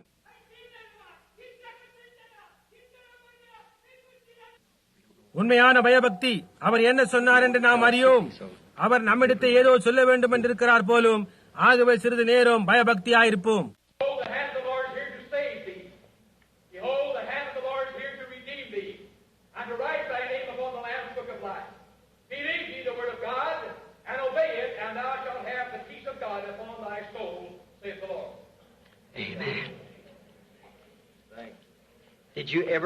எதிராளி வருகிறான் என்பதை குறித்து வேதத்தில் வாசித்ததுண்டா? அவர்கள் எல்லாரும் ஒரே கூட்டமாய் கூடினார்கள். எதிராளி மிகவும் ஒரு பெரிய பலமாக வந்து கொண்டிருக்கிறான். அப்பொழுது தேவனுடைய ஆவி ஒரு மனுஷன் மேல் இறங்கி அவனுக்கு சொல்லி, அவன் தீர்க்க தரிசனமாய் எங்கே போய் பதிவிருக்க வேண்டும் என்று சொன்னான். அதன்படியே அவர்கள் அவர்களுடைய பகைவனை அடித்து போட்டார்கள். அதோ அங்கே அவன் திரும்பமாக வருகிறான். உன்னுடைய பகைவனை அடிக்கத்தக்க இடம் அங்கே இருக்கின்றது. தேவனுடைய கரத்தை எடுங்கள். தேவனுடைய கரம் கிறிஸ்து, நிச்சயமாக வார்த்தை. ஆகவே நாங்கள் ஜெப வரிசை அழைத்துக் கொண்டிருக்கும் போது அதை இன்றிரவு உங்கள் இருதயங்களில் கொண்டிருங்கள். திரும்பமாக இன்றைக்கு பில்லி ஜெப அட்டைகளை கொடுத்திருக்கிறான் நம்புகிறேன். பி எழுத்துள்ளவைகள். பி என்ற எழுத்திட்ட 85 எடுத்துக் கொள்வோம். நேற்றிரவு 15 வரை பார்த்தோம். நாம் வழக்கமாக ஒரு இரவில் 15 பார்ப்போம். உங்கள் அட்டைகளை அப்படியே வைத்திருங்கள். அவைகளுக்காக ஜீவிப்போம். ஒரு 15 பார்ப்போம். பி எழுத்திட்ட 85. யாரிடத்தில் பி 85 உண்டு? கரங்களை உயர்த்தி காட்டுங்கள். நிச்சயமாகவா உங்களிடத்தில் உண்டா? பின்னாலே 85 மேலே ஏறி வாருங்கள். இங்கே அந்நியர்கள் இருக்கலாம். எப்படி செய்யப்படுகிறது என்பதை அறியாமலே இருக்கலாம். என்னுடைய மகனோ அல்லது வேறு யாராவது இங்கு வருவார்கள். என் மகனால் வரைய முடியவில்லை என்றால் வேறு யாராவது வருவார்கள். அல்லது வேறு யாராவது இங்கு வருவார்கள். யாராவது வந்து ஒரு 100 அட்டைகளை எடுத்து ஜனங்களுக்கு முன்பாக அவைகள் ஒன்றாக கலக்குவார்கள். அவ்விதமாக அவன் செய்து உங்களுக்கு ஒரு அட்டையை கொடுக்கும் போது நீங்கள் இந்த மேடை மீதுக்கு போவீர்கள் என்று அவனால் அப்போது சொல்ல முடியாது.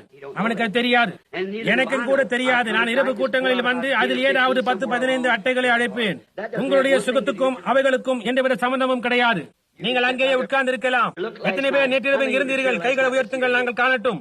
எப்படி ஜனங்கள் கூட்டத்தின் மூலமாக எல்லாமுமாக சுகம் பெற்றார்கள். அது இப்பொழுது 85, 86, 87, 88, 89, 90. உங்களால் எழுந்து வர முடியவில்லை என்றால் பி 85, 86, 87, 88, 89, 90.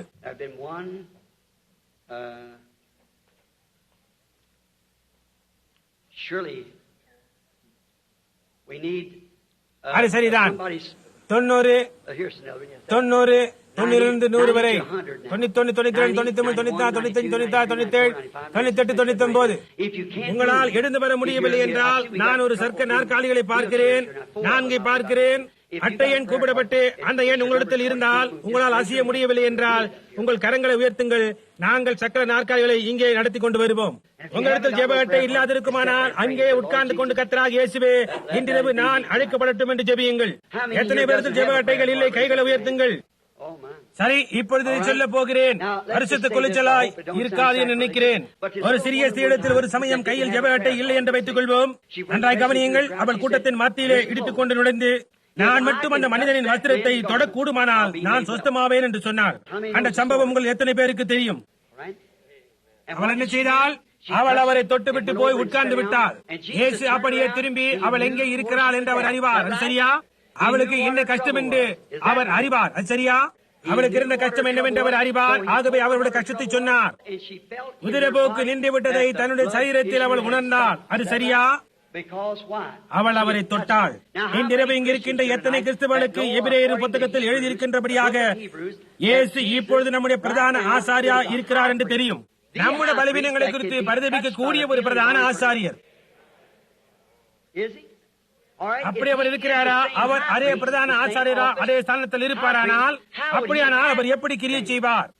அன்றைக்கு நடந்து கொண்ட விதமாகவே இன்றைக்கும் அவர் நடந்து கொள்வார். உன்னால் அதை விசுவாசிக்க கூடுமா? அன்றைக்கு அவர் நடந்து கொண்ட விதமாகவே இன்றைக்கும் அவர் நடந்து கொள்வார். உங்களால் மட்டும் அதை விசுவாசிக்க கூடுமானால், உங்களை எத்தனை பேர் விசுவாசிக்கும் கரைகளை உயர்த்துங்கள், நாங்கள் காணட்டும். அவர்கள் ஒரு ஜெப வரிசையை ஒழுங்குபடுத்துவதற்கு முன்பாக நாம் இங்கே ஒரு வரிசையை உண்டாக்குவோம். அவர் எங்கே இருக்கிறார் என்று நான் அறிவேன். அவருடைய சமூகத்தை உணர்கிறேன். அவர் இங்கே இருக்கிறார் என்று நான் அறிவேன். வாருங்கள், ஜெப வரிசை ஆயத்தமா? நாம் இப்போது கூப்பிட போகிறேன். அவரை விசுவாசியுங்கள். இந்த பக்கம் பார்த்தவாறு ஜெபித்துக் கொண்டிருங்கள்.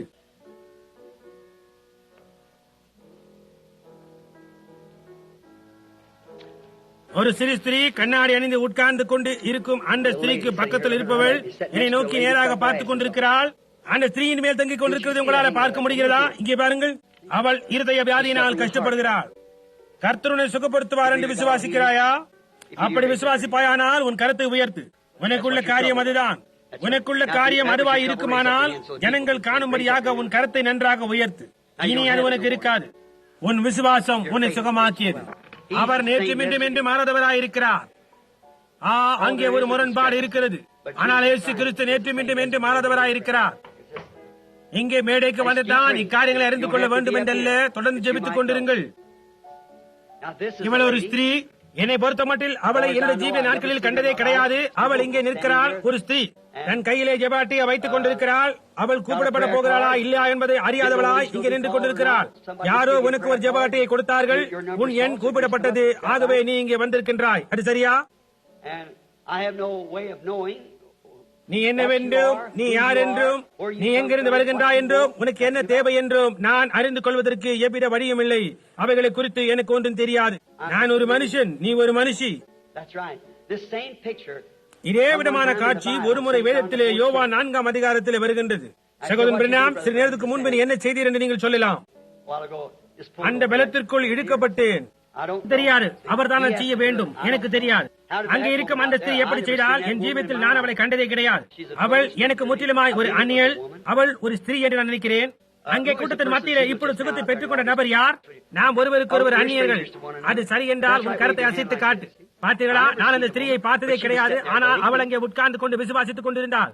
அவள் எதையோ தொட்டால் அப்படி செய்யவில்லையா? என்னை தொடுவதனால் ஒரு நன்மையும் உண்டாகாது. வேதமானது அப்படியே தேவனுடைய வார்த்தையாய் இருக்கிறது என்பதை உங்களால் காண முடியவில்லையா? அவர் நேற்று மீண்டும் என்று மாறாதவராயிருக்கிறார். கிறிஸ்துவாகிய அந்த பரிசுத்த ஆவியானவருடைய வாசஸ்தலமாக நாம் ஆகுகிறோம். பாருங்கள், அதுதான் உண்மையான வித்து. அந்த உண்மையான பரிசுத்த ஆவியானவர் அந்த உண்மையான வித்தாகிய வார்த்தைக்குள் போகும்போது அது ஒரு பகுதியை எடுத்துக் கொள்வதில்லை. ஏனெனில் பிசாசு அதை உபயோகிக்கிறான். நீ முழுவதுமாய் அதை எடுக்க வேண்டும். அதில் இருக்கின்ற ஒவ்வொரு வார்த்தையும். ஏனெனில் அவர் பாதி தேவன் அல்ல, அவர் முழுவதும் தேவனாயிருக்கிறார். பாருங்கள், அதுதான் சம்பவிக்கிறது. இங்கே ஒரு ஸ்திரீ இருக்கிறார். அவளை நான் கண்டதே கிடையாது. இயேசு நேரத்திலே இதை போன்ற ஒரு ஸ்திரீயை கண்டார். ஒருவேளை இதே நிலையில் இல்லாதவளாய் இருக்கலாம், எனக்கு தெரியாது. அவர் ஒரு கிணற்றண்டையிலே உட்கார்ந்து கொண்டிருந்தால் அவர் சமாரியாவுக்கு போக வேண்டிய அவசியம் இருந்தது. சமாரியா மலைக்கு அடிவாரத்தில் இருந்தது என்று நாம் கண்டோம். அவர் எரியோவுக்கு போய்க் கொண்டிருந்தார். சமாரியாவை சுற்றி கொண்டு போனார். சீகார் எண்ணப்பட்ட பட்டணத்திற்கு வந்தார். அவர் அந்த கிணற்றண்டையிலே உட்கார்ந்து கொண்டு அவருடைய சீஷர்களை ஆகாரம் கொண்டு வர அனுப்பினார். உலகத்தில் உள்ள ஜனங்களில் எத்தனை இனம் உண்டு? 3. சேம், காம், யாபேத்தினுடைய ஜனங்கள். நாம் யாவரும் நோவாவிலிருந்து வந்தவர்கள். உலகத்திலிருந்து மற்றவர்களது நேரத்தில் அளிக்கப்பட்டார்கள். 3 இனமான ஜனங்கள் மட்டுமே. அதாவது யூதர், புறஜாதியார், சமாரியர். ஆதி யூதரும் புறஜாதியாருமானவர்கள். உலகத்தில் இருந்த ஜனங்களின் இனம் இவைகளே, வெறுமென 3. தேவனில் உள்ள எல்லா காரியங்களும் 3இல் பரிபூர்ணப்படுகின்றது. இன்றிரவு நான் பேசினது போன்று 3 காரியங்கள். முரண்பாட்டின் 3 படிகள். வார்த்தை மாமிசமானதில் 3 படிகள். இவ்விதமாக புரிகின்றதா? இப்பொழுது யூதர்களிடத்தில் பேசின அவர் பிலிப்புவிடத்தில், அவன் அவரிடத்தில் நாத்தான் வேலை கொண்டு வந்தபோது, அவரிடத்தில் வந்தபோது அவர் அத்திமரத்தை கீழ் இருக்கும் போது உன்னை கண்டேன் என்றார். அந்திரேயா பேதுருவை அவரிடத்தில் அழைத்துக் கொண்டு வந்தபோது, உன் பெயர் சீமோன், இன்றிலிருந்து நீ பேதுரு என்று அழைக்கப்படுவாய், நீ யோனாவின் குமாரன் என்றார். பாருங்கள், இப்பொழுது இவைகள் எல்லாம் யூதர்கள் மத்தியில் நடந்தது. ஆனால் இங்கேயோ அவர் ஒரு புறஜாதியத்திற்கு போகிறார். புறஜாதியார் அல்ல, ஆனால் ஒரு சமாரியன். இப்பொழுதோ புறஜாதியாரின் வேலையாயிருக்கிறது. அவர் புறஜாதியாரிடத்தில் இந்த கிரியை ஒரு முறை கூட செய்தது கிடையாது. வேத வாக்கியங்களை ஆராய்ந்து பாருங்கள், ஒருபோதும் செய்தது கிடையாது. ஆனால் லூக்கா 22 அவருடைய வருகைக்கு முன்னேற திரும்பமாக செய்வேன் என்று வாக்களித்திருக்கிறார். அவர் அங்கே உட்கார்ந்தார். அப்பொழுது பாதி யூதனும் புறஜாதியுமான ஒரு சமாரிய ஸ்திரீ அங்கே வந்தாள். And he said to her, அவர் அவளிடத்தில் ஸ்திரீயே தாகத்துக்கு தா என்றார். அவள் அவரை நோக்கி, நீர் அப்படி கேட்க கூடாது, இங்கே நமக்குள்ளே ஒரு பாகுபாடு உண்டு. நீர் ஒரு யூதன், நான் ஒரு சமாரியர் என்று சொன்னார். ஆனால் நீ யாரிடத்தில் பேசுகிறாய் என்று மட்டும் அறிந்திருப்பாயானால் நீ அவளிடத்திலே தாகத்துக்கு தா என்று கேட்டிருப்பாய் என்று சொன்னார். அவர் என்ன செய்து கொண்டிருந்தார்? அவளுடைய ஆவியோடு தொடர்பை உண்டாக்கி கொண்டிருந்தார். அவளுக்கு இருந்த காரியங்கள் என்னவென்று கண்டவுடனே அவர் அவளிடத்தில், உன் புருஷனை இங்கே அழைத்துக் கொண்டு வா என்றார். அவள், எனக்கு புருஷன் இல்லை என்றார். அவர், அது சரியே, உனக்கு 5 புருஷர்கள் இருந்தார்கள் என்றார். கவனியுங்கள், அவர் அதே கிரியைகளை செய்ய பரிசேயர் அதை கண்டார்கள். அந்த முரண்பாடானது வார்த்தையின் மத்தியில் இருந்தது. அவர்கள் என்ன சொன்னார்கள்? இவன் ஒரு பெயல்செபூல், குறி சொல்லுகிறவன் என்று அவர்கள் சொன்னார்கள்.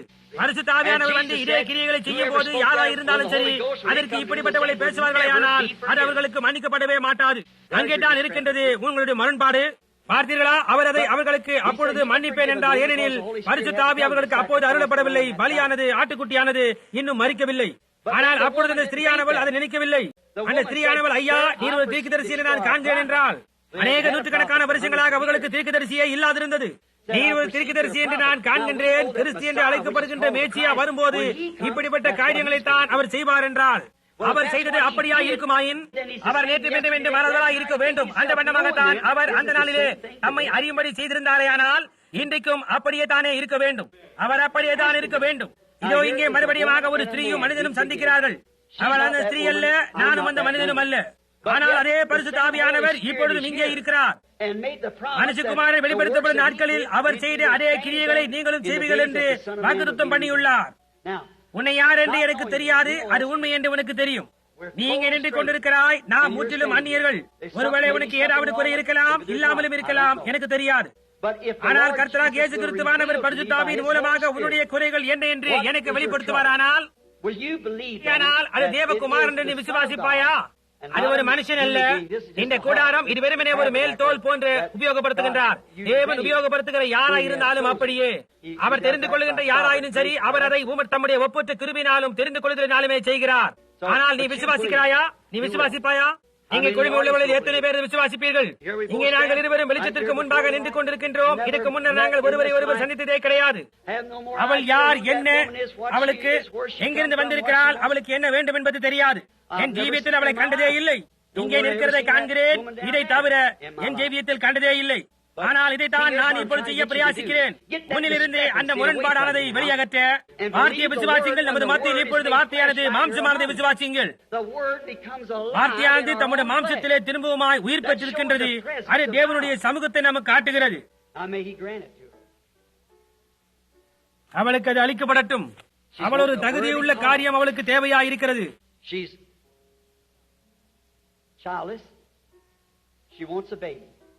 அவள் பிள்ளையற்றவளாய் இருக்கிறாள். அவளுக்கு ஒரு பிள்ளை தேவை. அவள் 40 வயது உள்ளவளாய் இருக்கிறாள். அது கூடாத ஒரு காரியம் அல்ல. நிச்சயமாக அவர்கள் அங்கே உட்கார்ந்து கொண்டிருக்கிறார்கள். பிள்ளையற்ற மலடிகள் தங்கள் ஜீவியத்திலே 2 விதமாக மேடையின் மீது வந்தார்கள். தேவன் அவளுக்கு பிள்ளைகளை கொடுத்தார். இதை அறிந்த யாராவது அங்கே இருப்பீர்களானால் உங்கள் கரங்களை உயர்த்தி காட்டுங்கள். ஞாயிற்றுக்கிழமை அன்று நான் இந்த இடத்தை விட்டு போன பிறகு அங்கேதானே இந்த அருமையான ஒரு சிறு பெண் பிள்ளையை நான் அங்கே தூக்கினேன். ஞாயிற்றுக்கிழமை மத்தியானம் அந்த தாயானவள் பிள்ளையாற்றவளாய் மலடியாய் இருந்தால் தேவன் பேசினார். அந்த அருமையான இனிமையான அந்த பெண் குழந்தை அவள் இங்கே இருக்கிறாளா? அதோ அவள் அங்கே இருக்கிறாள், தன் தாயோடு கூட இருக்கிறாள், அங்கே உட்கார்ந்து கொண்டிருக்கிறாள். அவளை பாருங்கள். அவள் தேவனிடத்திலிருந்து பேசப்பட்ட ஒரு வார்த்தையாயிருக்கிறாள். உங்கள் முழு இருதயத்தோடு நீங்கள் அவரை விசுவாசிக்கிறீர்களா? உங்களுக்கு உண்டாயிருக்கிற ஆசீர்வாதமானது நீங்கள் விசுவாசித்து தேவனிடத்தில் நீங்கள் பெற்றுக்கொண்ட ஒரு பதில் என்பதை நீங்கள் உணர்கிறீர்களா? தேவன் தாமே உங்களுடைய பெயர் என்னவென்று எனக்கு சொல்வாரானால் அப்பொழுது நீங்கள் ஒரு பிள்ளையை பெற்றுக்கொள்ளுங்கள் என்று நீங்கள் விசுவாசிப்பீர்களா? அப்படியானால் திருமதி தாம்சன், உங்கள் வீட்டிற்கு போய் உங்கள் பிள்ளையை நீங்கள் பெற்றுக் கொள்ளலாம். நீங்கள் விசுவாசித்தால் உங்கள் முழு இதயத்தோடு அப்படியாகும். உங்கள் முழு இதயத்தோடு விசுவாசிக்கிறீர்களா? விசுவாசம் உள்ளவர்களாயிருங்கள். சந்தேகப்பட வேண்டாம், அவிசுவாசப்பட வேண்டாம். தேவன் என்று விசுவாசியுங்கள். தேவன் தேவனாயிருக்கிறார். எப்படி ஐயா இருக்கிறீர்கள்? நாம் அந்நியர்களும் கூட என்று நினைக்கிறேன். எனக்கு தெரிந்த முறையாக நாம் முதலாவதாக அந்த ஜீவியத்தில் உண்மை பார்த்தது நீங்கள் இங்கே நடந்து வரும்போது தான். நான் நினைத்தேன் ஒருவேளை நீங்கள் தானே சகோதரன் செகனுடைய மாமாவாகிய சகோதரன் மாஷக்கியன் என்று நினைத்தேன். அடுத்தபடியாக நான் உண்மை பார்த்தது ஜெபவரிசைக்கு வரும்போது நாம் ஒருவருக்கு ஒருவர் அந்நியர்களாய் இருக்கிறோம். எல்லா விதத்திலும் நான் அந்நியனாயிருக்கிறேன். கர்த்தராகிய இயேசு கிறிஸ்துவானவர் எனக்கு எதையாவது சொல்லுவாரானால், ஒருவேளை உங்களுடைய தேவை என்னவென்பதை எனக்கு அவர் எடுத்து சொல்லுவாரானால், உங்களுடைய தேவை என்னவென்று தேவன் எனக்கு எடுத்து சொல்லுவாரானால், இப்பொழுது அவர் ஏற்கனவே அதை உங்களுக்கு கொடுத்து விட்டார். ஆனால் காரியம் என்னவென்றால், அதை விசுவாசிக்கத்தக்க போதுமான விசுவாசம் இடத்தில் தேவையாயிருக்கிறது. எத்தனை பேருக்கு அது புரிகின்றது? நீங்கள் கேட்டதை பெற்றுக் கொண்டீர்கள் என்பதை விசுவாசிக்கத்தக்கதான போதுமளவான விசுவாசம். இப்பொழுது கவனிங்கள், உங்களுக்கு ஏதாவது தேவையாயிருந்து தேவன் தாமே உங்களோட வாஞ்சை என்னவென்று எனக்கு சொல்லுவாரானால், உங்களுக்கு தெரியும் உங்களுடைய வாஞ்சை என்னவென்று எனக்கு தெரியாது. ஆகவே அது வேற ஏதோ ஒன்று அந்த காரியத்தை செய்கிறதாய் இருக்க வேண்டும் என்று நீங்கள் அறிவீர்கள். வேற வார்த்தையின்படியாக அவர் இதை செய்வேன் என்று வாக்களித்திருக்கிறார். அவருக்கு தெரியும் இருதயத்தின் சிந்தனைகள் என்னவென்று. அது சரிதானா? சரி, நீங்கள் சுகமாக்கப்பட வேண்டும் என்ற ஒரு பெரிய வாஞ்சை உங்களிடத்தில் இருக்கிறது. ஒரு காரியம், நீங்கள் மிகவும் நரம்பு சம்பந்தமான காரியங்களாலே நீங்கள் பாதிக்கப்பட்டிருக்கிறீர்கள். அது சரி. இன்னொரு காரியம் என்னவென்றால், உங்களுக்கு முதுகு வலி உண்டு. கொஞ்ச காலமாக அந்த முதுகு வலியானது மிகவும் அதிகமான பாதிப்பு இருக்கிறபடினாலே உங்களுக்கு அதனாலே ஒரு அறுவை சிகிச்சையும் கூட அறந்திருக்கிறது. அது கர்த்தர் சொல்லுகிறதாவது அது உண்மை, அது உண்மைதான். ஆனால் இன்னொரு காரியம் என்னவென்றால், உங்களுக்கு ஆழமான வாஞ்சை என்னவென்றால், பரிசுத்த ஆவியின் அபிஷேகத்தை நீங்கள் பெற்றுக் கொள்ள வேண்டும் என்பது.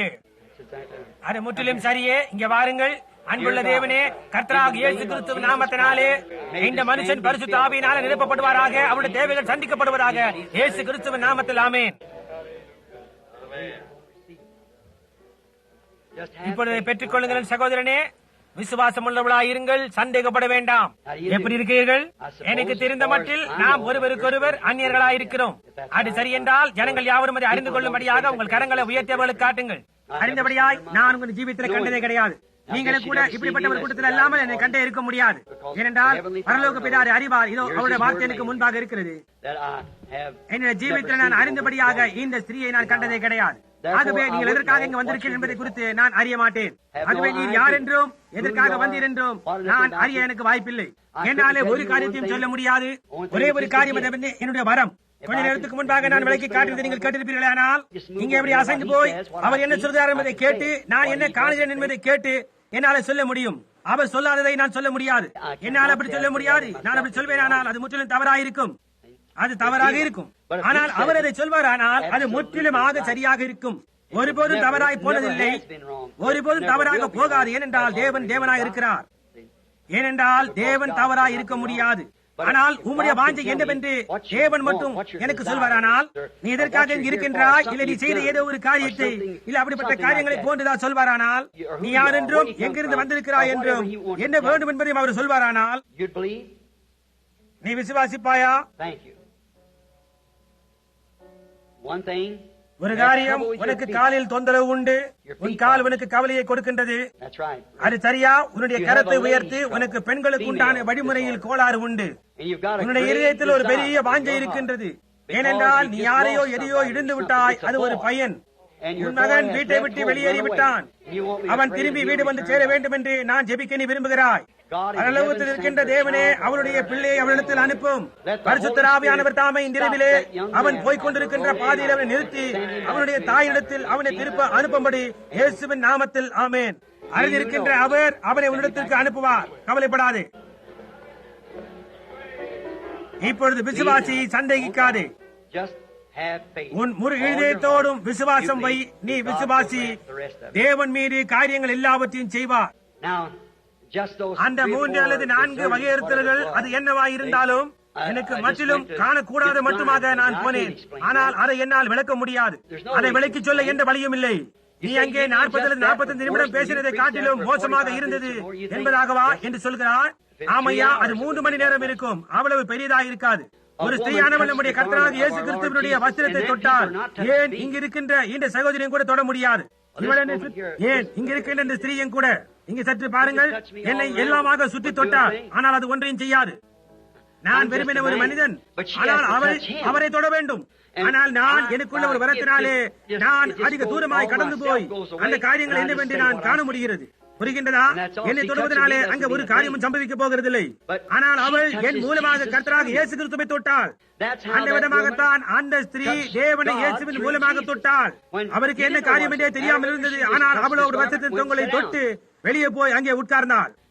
அவர் சொன்னார், என்னை தொட்டது யார் என்று. அப்போது அவரை பார்த்து, ஆண்டவரே, எல்லாருமே நெருக்கிக் கொண்டு தொட்டுக் கொண்டிருக்கும் போது யாருமே தொட்டு நீர் கேட்கிறீரே என்றார்கள். ஆனால் அவர் என்னிலிருந்து வல்லமை பெறப்பட்டு போனதை நான் அறிவேன் என்று அவர் சொன்னார். ஆகவே வல்லமை என்று சொல்லும் போது என்ன அவருக்குள்ளாய் இருந்து பலம் போனது.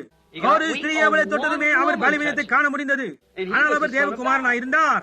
கிருபையினாலே ரட்சிக்கப்பட்ட பாவியாக என்னுடைய காரியத்தை குறித்து என்ன ஏன் அதை காட்டிலும் அதிகமாக இருக்கிறது என்று தெரிகிறதா?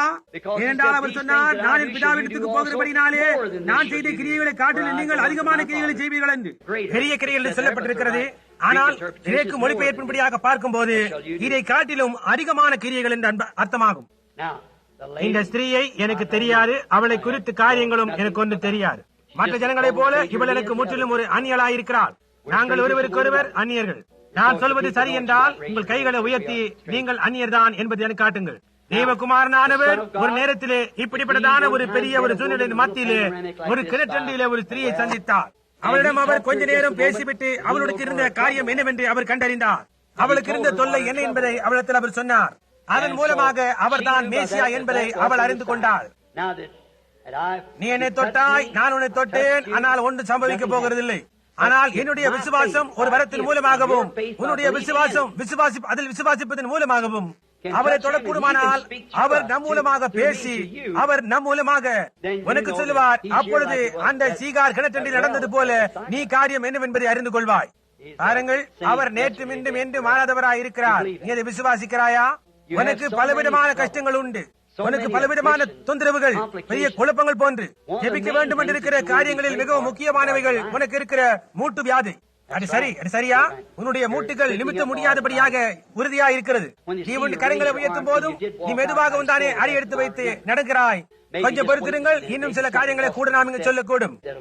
உனக்கு ஏதோ மூச்சு திணறுவது போல உனக்கு உணர்கிறாய், ஏதோ யூகிக்கிறார் போல் அப்படி என்ன நினைக்கலாம். மிகவும் அருமையான ஒரு ஸ்திரீயா இருக்கிறாள். நீ இடத்தில் சற்று நேரம் பேசு. நாம் சற்று நேரம் இங்கே நிற்போம். ஏனென்றால் உனக்குள்ளாக ஏதோ ஒரு இருதயத்தில் காரியம் இருக்கிறது, அதை தேவனுக்கு தெரியப்படுத்த வேண்டும் என்று விரும்புகிறார். என்னாலே உன்னுடைய ஜெபத்துக்கு பதிலளிக்க முடியாது, அவரால் முடியும். ஏனென்றால் நீ விசுவாசிப்பாயானால் அவர் ஏற்கனவே பதிலளித்து விட்டார். ஆனால் நீ விசுவாசிக்க விரும்பினால் நீ விசுவாசிக்கும்படியாக வைக்க வேண்டுமானால், ஆனால் அது நீ நேசிக்கின்ற ஒருவரை குறித்ததான ஒரு காரியம். அவர் இங்கு இல்லை. அது உன்னுடைய சகோதரன். அந்த சகோதரன் இந்த தேசத்திலும் கூட இல்லை. அது ஏதோ ஒரு ஈர பசையுள்ள ஒரு தேசம். அநேக குற்ற கொலைகள் உண்டு. அது மிச்சிகனிலே தானே அவர் இருக்கிறார். அது ஒரு பயங்கரமான கொலை நோயினாலே தானே அவர் கஷ்டப்பட்டுக் கொண்டிருக்கிறார். அதை சுகப்படுத்த முடியாத ஒரு கிட்னியில் உண்டான தொல்லை. அது சரி இல்லையா? அது கர்த்தர் சொல்லுகிறதாவது, உன் கரத்தில் வைத்துக் கொண்டு நீ உயர்த்தின அந்த கைக்குட்டையை அதை உன் சகோதரனுக்கு அனுப்பி அவிசுவாசப்படாமல் விசுவாசத்தோடு அதை அவனுக்கு அனுப்பி அவன் சுகமடைவான். நீ விசுவாசித்தால் அப்படியாக உன் முழு இருதயத்தோடு விசுவாசிக்கிறாயா? நீ விசுவாசிப்பாயானால் அங்கு செய்யக்கூடிய காரியம் ஒன்றே ஒன்று, அது முற்றிலுமாக அதை ஏற்றுக்கொள்வதாகும். சரிதானே? நீங்கள் சொல்லலாம், அவர் ஜனங்களை நோக்கி பார்த்துக் கொண்டே இருக்கிறார், அவர் நோக்கி பார்த்துக் கொண்டே இருக்கிறார், அதுதான் அவர் செய்கிறார் என்று. நீங்கள் அதை அவ்வளவாய் பார்க்கிறீர்கள். நீங்கள் அப்படி நினைக்கலாம். சகோதரியே, இந்த பக்கமாக வாருங்கள். ஸ்திரீயே, இந்த பக்கமாக வாருங்கள். யாரா இருந்தாலும் சரி, நாம் அவளை நோக்கி பார்க்கல. இப்போது இங்க இருக்கின்ற சகோதரி, கர்த்தர் தாமே உனக்கு இருக்கிற தொல்லை என்ன என்பதை எனக்கு தெரிவிப்பாரா? நீ உன் முழு இருதயத்தோடு அதை விசுவாசிப்பாயானால் உனக்கு இருக்கிற அந்த ஆஸ்துமா தொல்லை இனி ஒருபோதும் உனக்கு தொல்லையை கொடுக்காது. சரி, நீங்கள் வீட்டிற்கு போகலாம். விசுவாசத்தோடு போங்கள். இப்பொழுது சுகமாக்கப்பட்டிருக்கிறீர்கள். பாருங்கள், காரியம் அங்கே தான் இருக்குது. இந்த வழியாக போங்கள். என்னவென்றால் அங்கே தரிசனம் தானே சம்பவிக்கிற காரியம். ஆமென். உங்களால் அதை காண முடியவில்லையா? தேவன் எவ்வளவு பரிபூர்ணமாய் இருக்கிறாரோ அந்த அளவுக்கு பரிபூர்ணமாயது உள்ளது. நீங்களும் கூட அதை விசுவாசிக்கிறீர்களா? ஆஸ்துமா உங்களை விட்டு போகும் இல்லையா? அது போகும் என்று விசுவாசிக்கிறாயா? நீங்கள் விசுவாசிகள் என்று போய் கர்த்தராகிய இயேசு கிறிஸ்துவிடத்தில் சொல்லுங்கள். அந்த மூர்த்தி வியாதிதானே உன்னை முடக்குமானால் ஒரு நாளிலே நீ ஒரு கொம்பு ஊனி போக வேண்டி இருக்கும். ஆனால் அது அப்படி செய்ய போகிறதில்லை. இல்லை, ஏனென்றால் நீ விசுவாசிக்கிறாயா? நீ விசுவாசித்தால் எல்லாம் சரியாகும். நீ இயேசு கிறிஸ்து உன்னை சுகப்படுத்தினார், உன் வழியே நீ போகலாம். இருதயமோ ஜனங்களை கொல்லுகின்றது, ஆனால் அது உன்னை கொல்ல வேண்டிய அவசியம் இல்லை. ஏனென்றால் நீ கர்த்தராகிய இயேசு கிறிஸ்துவானவர் சுகம் கொடுக்கிறார் என்று நீ விசுவாசிக்கிறபடினாலே அது உன்னை சொஸ்தப்படுத்தும். நீ போய் விசுவாசித்துக் கொண்டே போ. நான் ஜெப வரிசையில் இருந்து நான் கடந்து வந்து விட்டேன் என்று. நீ ஆங்கிலம் பேசுவீரா? ஆங்கிலம் உமக்கு புரியுமா?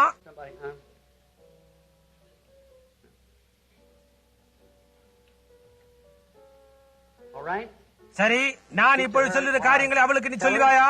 சொல்லுங்கள். விசுவாசிப்பாளையானால் அவளுக்கு இருக்கிற வயிற்று வலியானது அவளை விட்டு நீங்கிவிடும். அவள் அதை விசுவாசிப்பாளா? உன்னுடைய முதுகு வலியும் கூட உன்னை விட்டு போய்விடும். ஆகவே நீ இப்பொழுது சுகமளிக்கப்பட்டவளாக உன் பாதையிலே நீ போகலாம். எப்படி இருக்கின்றீர்கள்? நீங்கள் விசுவாசிக்கிறீர்களா?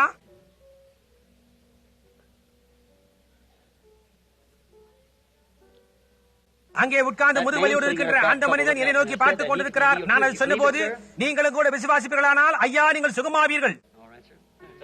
சரி ஐயா, அங்கே பக்கத்தில் உட்கார்ந்து கொண்டிருக்கிற அந்த சகோதரி, உங்களுக்கு கழுத்து வலி இருக்கிறது இல்லையா ஸ்திரீயே? தேவனுடைய சொத்துப்படுத்துவார் என்று விசுவாசிக்கிறாயா? அந்த சிறு பையனுக்கு இருக்கிற முட்டி வலிக்காக அவர் மேல் கையை வைக்க வேண்டும் என்று விரும்புகிறாயா? அவனும் கூட சுத்தமாவான். நீங்கள் விசுவாசிக்கிறீர்களா? உங்களுக்கு ஸ்திரீகளுக்குள்ள வழிபாடு ஒரு கோளாறு உண்டு, இனி அது உங்களுக்கு இருக்க போகிறதில்லை. உன்னுடைய விசுவாசம் உங்களை சொஸ்தப்படுத்தி உங்களை முழுமையாக்கினது. கர்த்தராகிய இயேசு கிறிஸ்துவானவர் நேற்று இன்றும் என்று மாறாதவர் என்று விசுவாசிக்கிறீர்களா? நாம் ஒருவர் கரங்களை வைத்து தானே நாம் ஒருவருக்காக ஒருவர் நாம் விசுவாச ஜெபத்தை ஏறெடுப்போம். விசுவாச ஜெபத்தை நாம் ஜெபிப்போம். அன்புள்ள ஆண்டவரே, ஆண்டவரே, உம்முடைய தெய்வீக சமூகத்தினால கர்த்தாவே நாங்கள் அவ்வளவாக கர்த்தாவே மூடப்பட்டு இருக்கும் போது ஜனங்கள் மத்தியில கர்த்தாவே நீர் ஆசீர்வாதி ராஜஸ்திரங்களை எல்லா இடத்திலும் சொஸ்தப்படுத்தி நீர் தேவனாய் இருக்கிறீர் என்பதை காட்டுகிறீர்.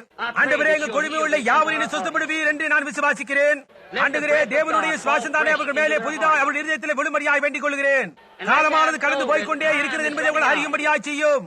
ஆண்டவரே, இன்னும் சிறிது காலம் தான் நாங்கள் இங்கே இருக்க போகிறோம். நாங்கள் நேசிக்கின்ற அவரோடு கூட அப்பொழுது நாங்கள் இருக்க போகிறோம். அவருடைய பிரச்சனை தானே இப்பொழுது எல்லாருக்கும் சுகத்தை கொண்டு வரும்படியாக நாங்கள் ஜெபிக்கிறோம். நாங்கள் சாத்தானை ஆக்கினைக்குள்ளாக்குறோம். அவருடைய எல்லா கிரியைகளும் தான் நாங்கள் ஆக்கினைக்குள்ளாக்குறோம். கர்த்தராகிய இயேசு கிறிஸ்துவின் நாமத்தினாலே பிசாசே ஜனங்களை விட்டு நீ வெளியே வா. அவரை விசுவாசிக்கிற எல்லாரும் இப்பொழுதானே உங்கள் சுகத்தை பெற்றுக் கொண்டீர்கள் என்று உங்களை காலு ஒன்று எழும்பி நிற்கும்படியாக சொல்லுகிறேன். என்னுடைய சுகத்தை ஏற்றுக்கொள்ளும்படியாக இப்பொழுது நான் எழும்பி நிற்கிறேன் என்று சொல்லுங்கள். நான் அதை விசுவாசிக்கிறேன். உங்கள் நிலைமை என்னவா இருந்தாலும் சரி, நீங்கள் விசுவாசிப்பீர்களானால் எழும்பி காலு ஊன்றி நில்லுங்கள். இப்பொழுது உங்கள் கரங்களை உயர்த்தி, இயேசு கிறிஸ்துவே என்னை சுகப்படுத்தினதுக்காக நன்றி என்று சொல்லுங்கள்.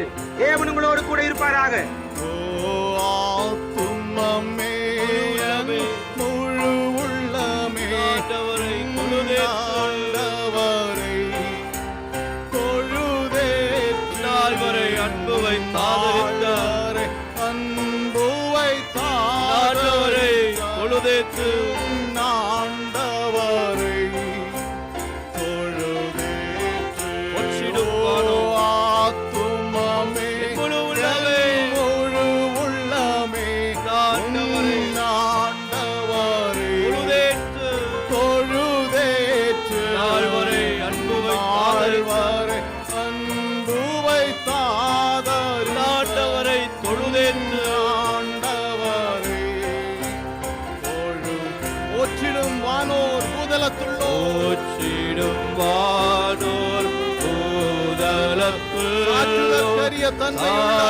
ஆற்றுதற்கரிய தன்மையுள்ள ஓச்சிடும் வானோர் பூதலத்துள்ளோ சாற்றுதற்கரிய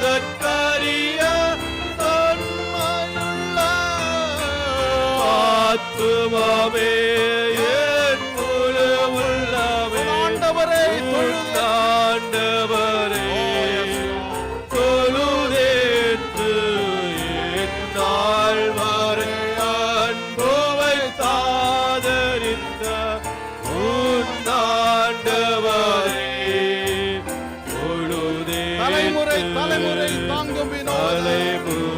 தலைமுறை தாங்கும் வினோதம் உலகமுன் தோன்றி ஒளியாத தலைமுறை தாங்கும் வினோதம் உலகமுன் தோன்றி ஒளியாத ஆத்துமாவே என் முழு உள்ளமே ஆண்டவரே பொருளேற்று வாழ்வரே அன்புவை தாதரித்த ஆண்டவரே பொருளேற்று தினம் உலகில் இசை பலவான இணை பொறுத்தருளும் தினம் உலகில் பலவானை பொறுத்தருளும் மேலான ஆத்துவமே என் முழு உள்ளமே ஆண்டவரே தொழுதேற்று என்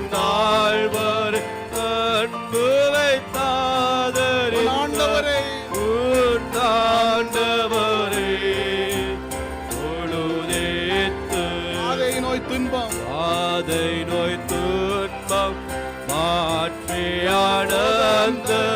போதரும் தயை செய்துயிர் தந்த வாதை நோய் துன்பம் வாதை நோய் துன்பம் மாற்றியானந்த போதரும் போதரும் தயை செய்துயிர் தந்த ஆத்துமாவே என் முழு உள்ளமே ஆண்டவரை ஆண்டவரே தொழுதேற்று என் நாள் வரை அன்புவை தாதரித்த உன்னாண்டவரே தொழுதேற்று உரிமை பாராட்டும் உரிமை பாராட்டும் கிருபையினாற்றும் கிருபையினா முடிசூட்டும் ஊற்றுனக்கிறங்கி உரிமை பாராட்டும் ஓற்றும் கிருபையினா முடிசூட்டும் ஆத்துமாவே என் முழு உள்ளமே உன்னாண்டவரே தொழுதேற்று என் நாள் வரை அன்புவை தாதரித்த ஆண்டவரை உன்னாண்டவரே தொழுதேற்று துதி மிகுந்த சோத்தரி தினமே உள்ளமே இதயமே உள்ளமே என் மனமே துதி மிகுந்த துதி மிகுந்தேர ஸ்தோத்தரி தினமே இதயமே உள்ளமே உள்ளமே என் மனமே ஆத்துமமே என் முழு உள்ளமே உன்னாண்டவரே தொழுதேற்று என் நாள் வரை அன்புவை தாதரித்த உன்னாண்டவரே தொழுதேற்று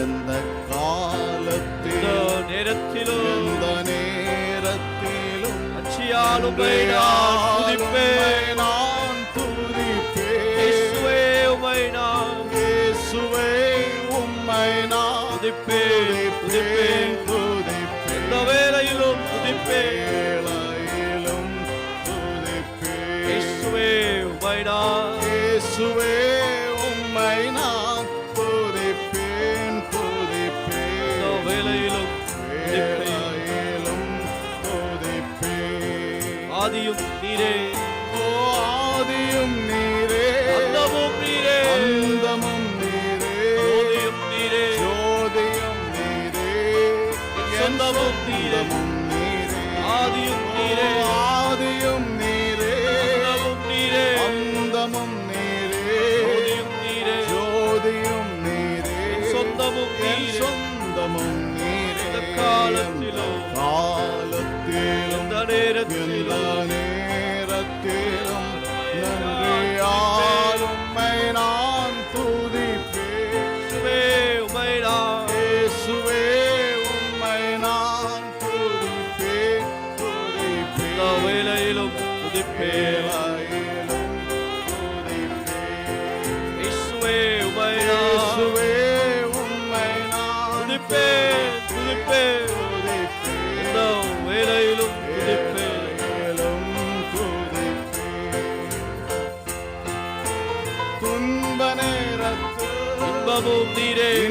இன்பமும் நீரே நல்வேளையில் நல்வேளையில் ஆராதவர் நீரே. நேசரே துன்ப நேரத்தில் இன்பமும் நீரே. இன்பமும் நீரே நல்வேளையில் இந்நல்வேளையில் என் மாறானேஸ்வரே. மாறானேஸ்வரே இந்த காலத்திலும் காலத்தில் ஓ இந்த நேரத்திலும் நேரத்தில் சியால் உம்மை நான் யாரும்மை நான் துதிப்பேன் இயேசுவே உம்மை நான் இயேசுவே உம்மை நான் துதிப்பேன். துதிப்பேன் இந்த வேளையிலும் துதிப்பேன். வேளையிலும் துதிப்பேன் இயேசுவே உம்மை நான் இயேசுவே உம்மை நான் துதிப்பேன். துதிப்பேன் துதிப்பேன் இந்த வேளையிலும் துதிப்பேன். வேளையிலும் துதிப்பேன்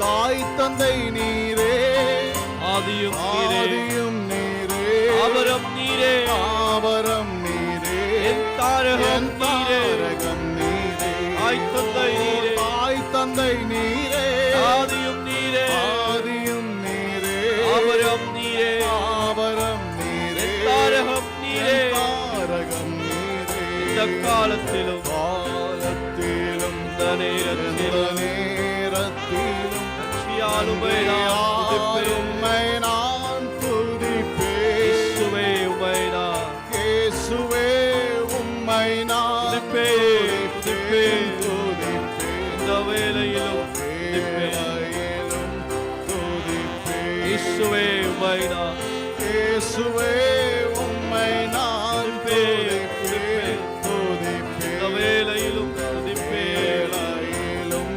துதிப்பேன் மீட்பரும் நீரே மீட்பரும் நீரே மெய்ப்பரும் நீரே. மெய்ப்பரும் நீரே மேன்மையும் நீர் மேன்மையும் நீரே என் மகிமையும் நீரே. என் மகிமையும் நீரே மீட்பரும் நீரே. மீட்பரும் நீரே மெய்ப்பரும் நீரே. என் மெய்ப்பரும் நீரே மேன்மையும் நீரே. மேன்மையும் என் நீரே மகிமையும் நீரே. என் மகிமையும் நீரே எந்த காலத்திலும் எந்த காலத்திலும் எந்த நேரத்திலும் எந்த நேரத்திலும் நன்றியால் உம்மை நான் நன்றியால் உம்மை நான் துதிப்பேன். இயேசுவே இயேசுவே உம்மை நான் துதிப்பேன். துதிப்பேன். எந்த வேளையிலும் துதிப்பேன். இயேசுவே உம்மை நான் துதிப்பேன். துதிப்பேன். எந்த வேளையிலும் துதிப்பேன். ஆறுதல் நீரே. ஆறுதல் நீரே ஆதாரம் நீரே ஆசையும் நீரே. ஆசையும் என் நீரே ஆனந்தம் நீரே.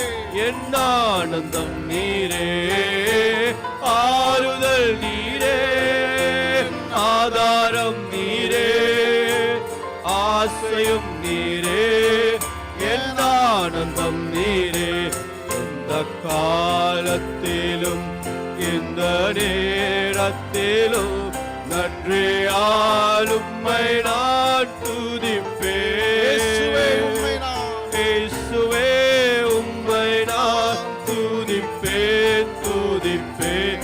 எந்த வேளையிலும் துதிப்பேன். இயேசுவே உம்மை நான் இயேசுவே உம்மை நான் துதிப்பேன். துதிப்பேன். God.